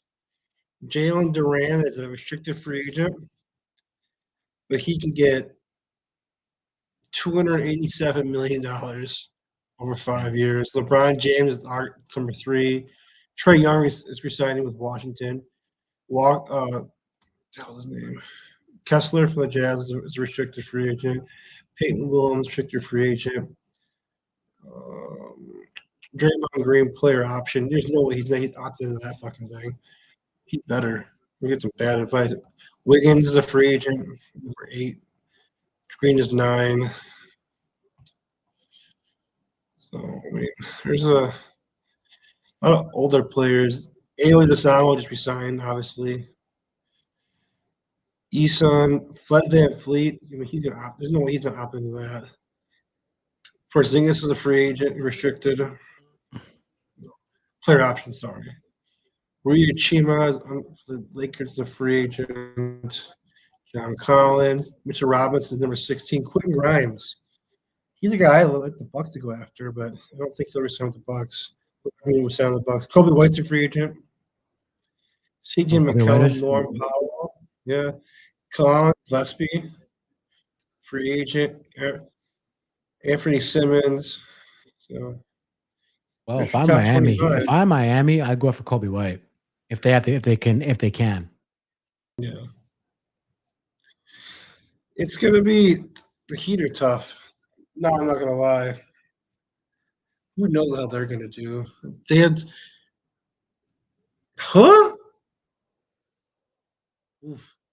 Uh-oh.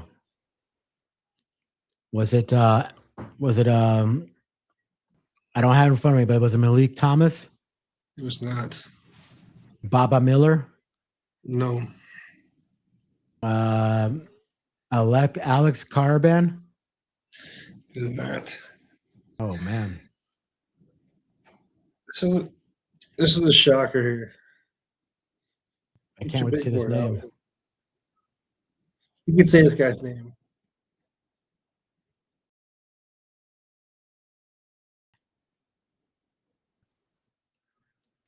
He's first team All Big 12. I'll give you that call. Joshua Jefferson. Joshua Jefferson is the ranked 33rd best player in the draft. Yeah, I don't know about And he's this. up in the stands. Good for him. I think at the draft moment. Good for him. Yeah.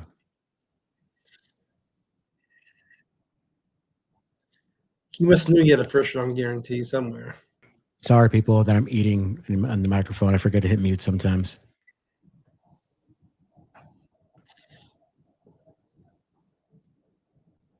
Okay. High IQ guy here. I don't know. Anthony, I don't know if that's going to make Anthony Edwards happy. Apparently, he's still pissed off about Cat being traded. Trade him to Milwaukee. You'd have to give the farm, brother, of those picks and the players. See, Anthony Look at Edwards is this still movie. in his he has years I still know. left in his prime. if you could just trade the picks, I load all those picks back to him. I trade everything we have left, except the players. Okay, well, Not least, another guy, Joshua Jefferson, 6'7", 250 almost. He looks like he's a powerful guy. Got a solid jumper. Shot 40%, 47% from the field. Averaged 16 and 7 rebounds, almost 5 assists, 7 rebounds. This guy is just all around a good player here. So it looks like they're getting maybe like a Josh Hartish, like a poor man's Josh Hart kind of guy here. So maybe a solid pick by them, Minnesota. But Isaiah Evans is still there. He's the best guy on the board. And then it's Kobe Pete from Arizona, Vassar from the North Carolina, which I think the Knicks should get if they're available. Malik Thomas is still there, but I don't think the Knicks are going to go guard because we got Jose Alvarado as a backup, and Josh Hart's mixed. We have Kolek from the Marquette. Remember him? He plays for. He gets some decent playing time. 2 more picks. You can see right there, New York Knicks 31, but we got 2 more, Cleveland and Dallas. The Cleveland Cavaliers, how'd you do against my New York Knicks? You got swept. Thank you. So, as we wait, real quick, let's see if there's anything on the Twitter. I will never call it X because, as I just did call the X, but I'm not going to call it X because fuck Elon Musk. But nothing new. Like RJ, not a lot of crazy trades. Like I bet because Jaylen Brown, everybody thought there's gonna be some crazy. Not that Jaylen Brown can't get traded still, but I guarantee a lot of people thought there's gonna be bigger trades down the line here. Yeah, I think Jaylen Brown being potentially maybe a move really slowed things up. Let's see what they say about my New York Knicks. Let's see what they say. The New York Knicks pick. Okay. You know what? Let's check the pick for they gave a B plus for the Bucks for getting a Met. So I think they got 2 really solid guys there. But let's see. I'm trying to go down here. 76ers got a B plus. The Atlanta Hawks got a D plus. I think you mentioned that, right? Atlanta Hawks got a bad grade for that guy from St. John's. Lakers got an A. That sucks. And the New York Knicks they got a B minus, but then I just saw they got an A minus. Yeah. You could be looking at 2 grades because, like, for example, Brandon Perry's got an A from one guy in Bleacher Report, and they got a B on another one. So it's probably looking at 2 different people talking about him. Okay. Yep, trade. The Kings are supposed to 29. Kings and Cavs making a trade. Yeah, Cleveland is trading the 29th of Sacramento for the 34th and a future second rounder. The Kings are interested in UConn's Alex Caraban. Okay, as we're looking right now, RJ, on the Shams Twitter feed from Chicago, Illinois, by the way. Yeah. Okay, well, all right. Some last minute trades here. Still think I like the Knicks. The Knicks pick is still. Well, I think we might be losing Deuce McBride, so in a trade. So I think we might be trading him in the offseason, but we'll see. He's on a really good friendly deal. And I think he's on his last year. So get off. I think they might trade him, but he's a good deal. They signed him to a 3-year, $13 million deal when it happened, and he surpassed that. So I think they trade him in his last year. We'll see. But maybe that's why they may pick the guy from Spain. But besides that, like we gotta stop talking about my Knicks.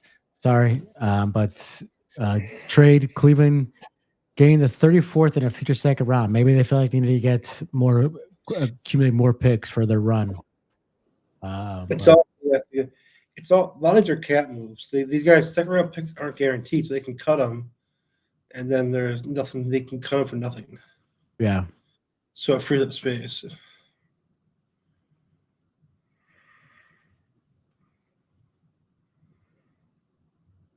Yeah, we'll see who they pick though. It should be interesting. The Kings need help everywhere. God knows. Yeah. Well, bad as the Jazz. So we'll see. Who did do you remember who Sacramento picked in the first pick? They had the second overall pick, and they took Daryl Peterson. The Kings? Yep. What's the Jazz? The Kings took. Yeah. Sorry, But say what? Darius Cuff, the point guard from Okay. Arkansas. Now they took forward Alex Caravan. Oh, yeah. So the guy they've been looking for. He's almost 24 years old. You know, maybe he's ready to play he was. now. He won a couple titles with UConn. You think you see, I got a feeling there's gonna be some good amount of trades tomorrow. Yeah, you'll see some stuff being moved because it's a non-guaranteed picks. It does hurt the draft. Isaiah Evans is still there. If he doesn't get picked by Dallas, Kopet, Henry Vassar, if you need a big man who can shoot, Malik Thomas from Arkansas, Baba Miller, the other senator from Cincinnati. So some solid guys here left. And I mean, I would really like the Knicks to get Henry Vassar, a change of pace in big men, a guy who could shoot the ball because Mitch Robinson, but I don't want to lose Mitch Robinson. I keep on seeing these like in past tense. I liked him, a very good rim protector. We don't have a rim protector right now, and we still need it. So I maybe hopefully sign him, but maybe Henry Vassar is a good rim protector. I don't know. Don't forget, Mitch Robinson grabbed that offensive rebound to give it back to the Knicks in Game 5. He got that thing over Wemby and threw it to him. And so we need Mitch Robinson. I don't want to talk like the past tense. The Knicks need to sign Mitch Robinson no matter what. Do what you have to do, you piece of shit owner, James Dolan. But please sign Mitchell Robinson. He's a key to this team. He's the best rim protector, one of the best rim protectors in all of basketball, and one of the best rebounders. So James Dolan, get off your fat ass and re-sign Mitchell Robinson, please. But yeah, RJ, sorry. Get on my soapbox here because I hate James Dolan. Yeah, James Dolan sucks. Okay, the pick is I think Dallas. Isaiah Evans could be the pick here. You need a point guard. Kyrie's hurt too much. Oh, the pick is in already? You saw it? No, I don't know. It's not in yet. It's in, but it's not televised yet. Yeah, I think they need to go either Malik Thomas or Evans, but Evans is more of a shooting guard. I have a lot of faith in their GM. The GM is the old GM from the Raptors in the title years. They was really good at drafting internationally and getting young players. I mean, for a lot of years, those five. Dusty May, the new head coach. Hopefully, he doesn't draft another guy from Michigan who's like down here in the top, like he's past the top 50, like the next Michigan guy. Yeah, I don't think they'll go there. Can the Bucks Huh. be back in the second round? No, they're Tomorrow. done for the year. They have no more picks. Can they trade somebody? I doubt it. Maybe. I don't know if I would trade anybody unless you really want. Like I said, I don't think they're going to dump players. I don't. I hear a lot about it. I just don't like. I just don't see why would you dump players just for money. Like because you don't. If you would own your 27th pick, 28 first round pick, then I understand trying to get bad to get good. You know what I mean? Yeah. But you don't own your picks, and you can't trade the player picks for anything good. You know what I mean? Why would you RJ, trade hold on. Turner for two? Here's the Mavericks pick. I know you saw already. Last pick in the first round is Koapi.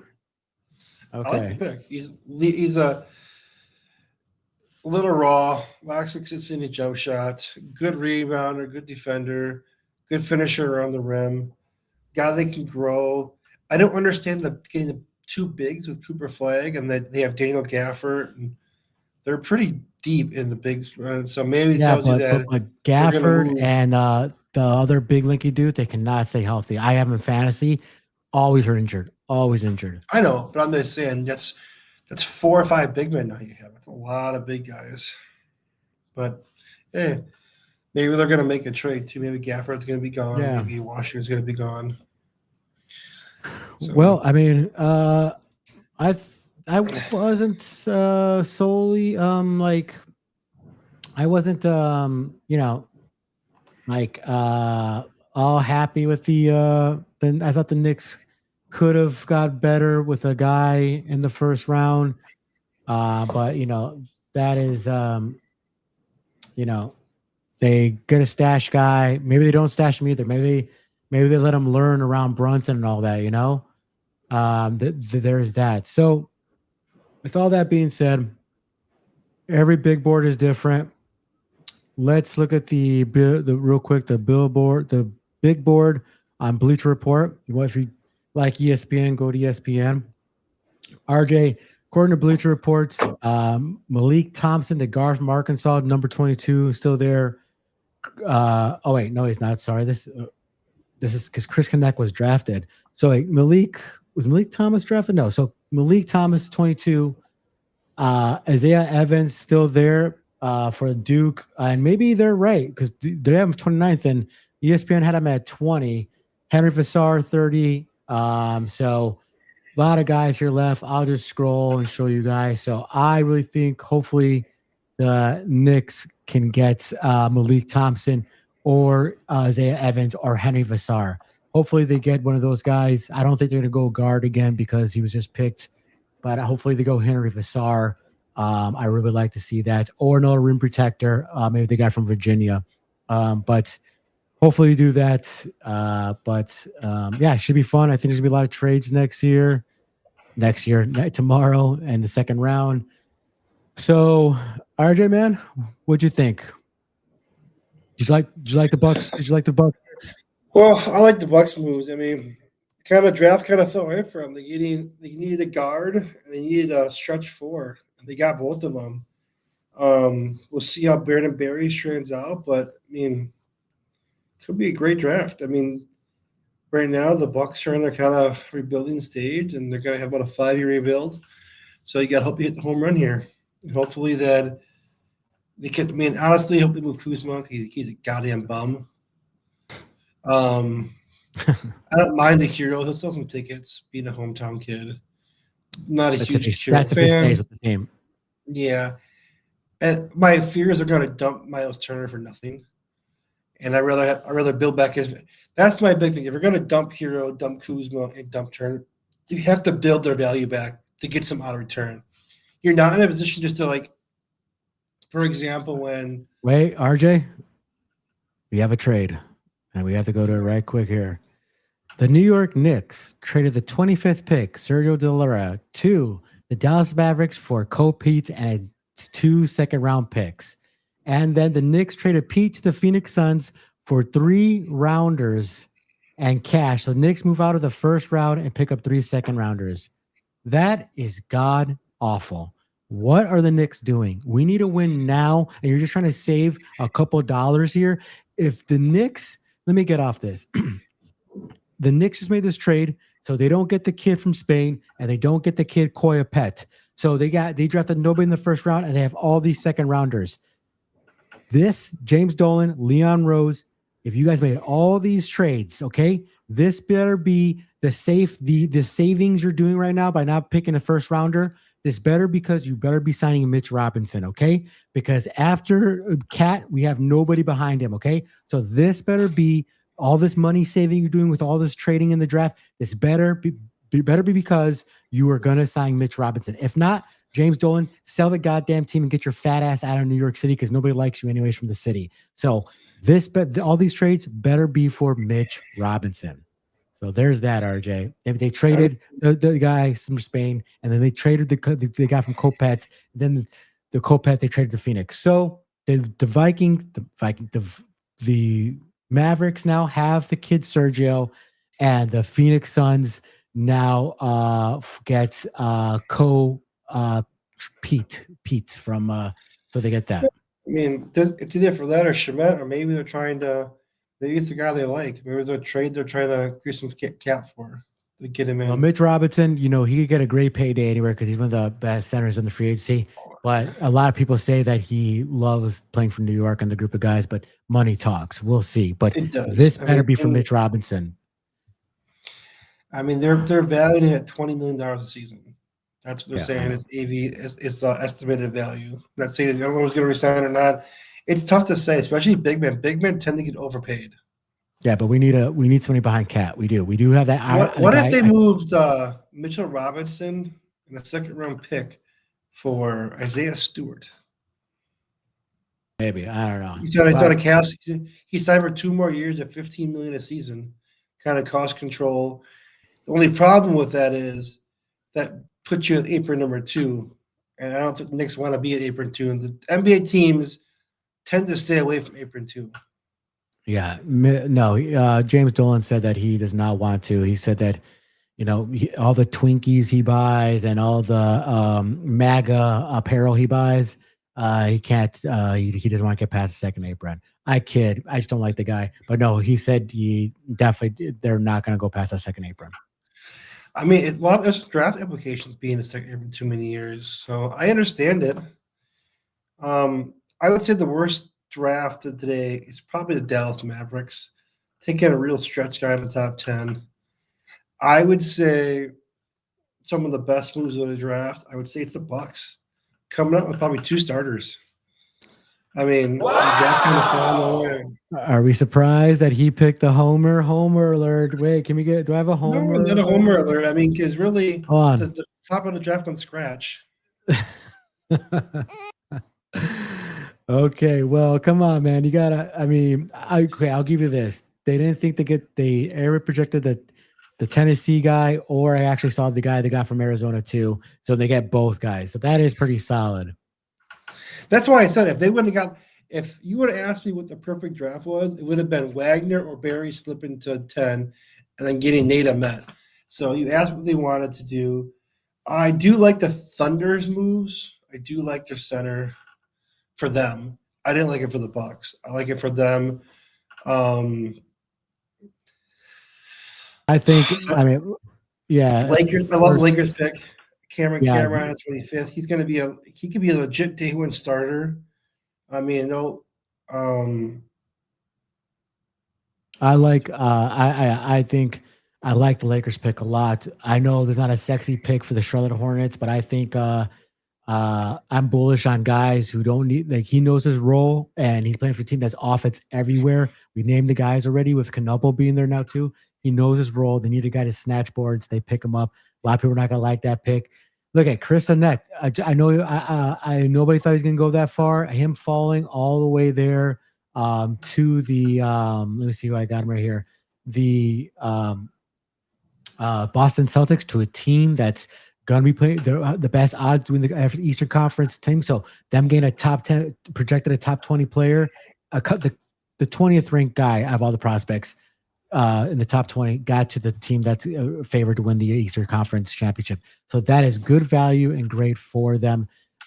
So I like those 2 picks for those 2 teams. And I do like the Milwaukee Bucks, and I do like the Oklahoma City Thunder, or the guy from Iowa, the point guard, Stritz, very, he may not have the speed for the NBA. So, yeah, and I'm bullish on, I do like actually the Memphis Grizzlies plays. I know you're not a Boozer guy. I am, but I think they're gonna be between him and I think they got did they get Lopez too? I mean, that's good value did, there yeah. too. So that's good value. Those are my favorite. And the Knicks, I mean, they're doing cost saving moves. They could still get a good guy in the second round who was projected in the first round with their pick, but who knows, they trade that. But the cost of these players now down because they're gonna be second round picks. And they're not guaranteed, so if they don't do well, they can get rid of them. Yeah. I do like Caleb Wilson in the first round. I think the Bulls might have got a franchise corner piece. Yeah, that was a boy. It's tough to project guys like that. You know what I mean? It's all potential, and see what it is. I mean, he has high potential, but with high potential, normally you have a low floor. And I think that Caleb Wilson's one of those guys that can hit the ceiling or is going to be out of the league real fast. I didn't like them like reaching for that Swan guy or Swain, the Bulls. The guy he was if he was he was a top 23, top 25, but they picked him at 15. So, but maybe they see something we don't. Maybe they want to move away from guards like Kobe White and the guys they traded off, and they want a different pace. But so he's size and skill. I mean, also those guys, athleticism, he's lengthy. Those kind of guys stick around the NBA. And the Spurs are sending a message. The Spurs are saying, we saw that Wemby was getting gassed towards the end of those games, and we had nobody to protect the rim when he'd go on the bench. So we got to shore that up. So that's exactly what they did. They have the guards. They have Castle and the other guy who's really good, but they needed somebody. I think their wings are a little weak. I think they need to get a little better at that. But those wings could shoot the three ball. So that's that. But they said, we need to get better. We need to get tougher. We need to slam on the boards. So that's what they did, the Spurs. And but the Knicks just can't run it back. The running back is good, but you need to add this little more flavor, different flavor in that.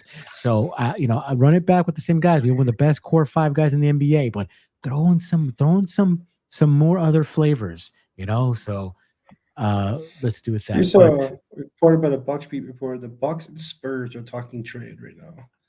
They're not saying who, but he's kind of mentioned they think it's around Jandre Fox. So maybe Fox and some more picks come maybe for Hero or Kuzma. I don't know. I mean, you never know. The Spurs just trying to unload some cap to the Bucks. Hey, I'd take the Hawks picks from the Bucks. I'm protect the picks. Get those picks, all of a sudden you could be in good shape. I mean, the Spurs aren't going to be very good unless. Yeah, so the Knicks have 5 second rounders now. They'll move some. But from what I'm reading, they're penny pitching to bring back Mitch and Shamet. Yeah, because they have I think I read $16 million.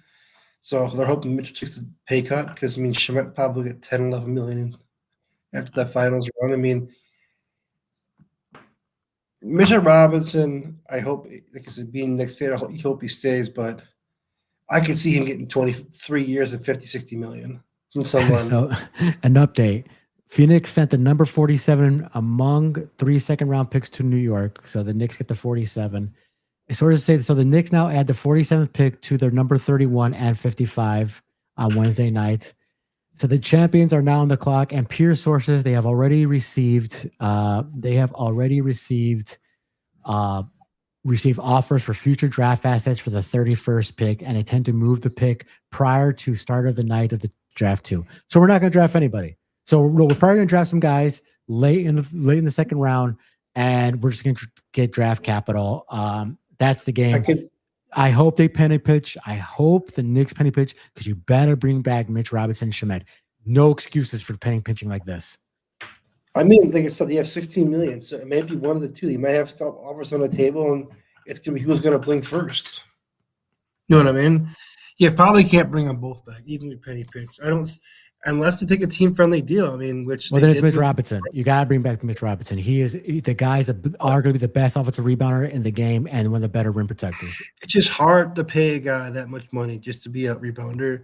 You can get those guys in a draft. So I think if you ask me, I would probably bring back Shemet, and I would try to go after a big in the draft. I mean, the guy from Virginia is an elite rebounder and a shot blocker. I think you can find shot blocking in the draft. I mean, honestly, you can sign Drummond to that minimum and get you the same, almost the same kind of rebound he gets. I mean, that's Andre Rebounder, Drummond. but not the rim protection. I know. Drummond can't run like Mitch can. Like Yeah, I mean, he used to. He Wimby can't really had anymore. problems. They had the point differential, and when Mitch was on the floor against Wimby, Wimby's whoop, his plus minus went going down. I believe it. I just saying, like, it's just hard to pay a guy that much money just to be a rim protector and to be a rebounder. So, if you ask me, that's the guy I'd let go. Or are they going to sign and trade with Mitch Robinson? You know what I mean? That's something no one's talked about yet, where they can maybe bring on a couple guys back in return. Well, we'll see. It's tough. Yeah, it's tough. Knicks are on the clock at this time. Looks like you're going to trade it, but with that, RJ had a blast. It was a little longer than expected, I think, for both of us. Yeah. But we sorry for the people who saw us eat on camera. We are hungry and thirsty. We'll be doing an NFL video this week. I might put it out the weekend or Friday or possibly Monday morning. We'll see. We're just doing an update on all of our teams, update on the NFL, update on the odds as we get to what's it called? Training camps. So that's in late July, as the Eagles training camp is in late July. So with that, RJ, anything else? No, I mean, see you on Thursday. All right, guys. Thank you for watching. Who did? We love it. Small channel. We're almost to 100 subscribers. If you could like and subscribe, it would be great. Want to go over the 100 subscriber marks. So with that.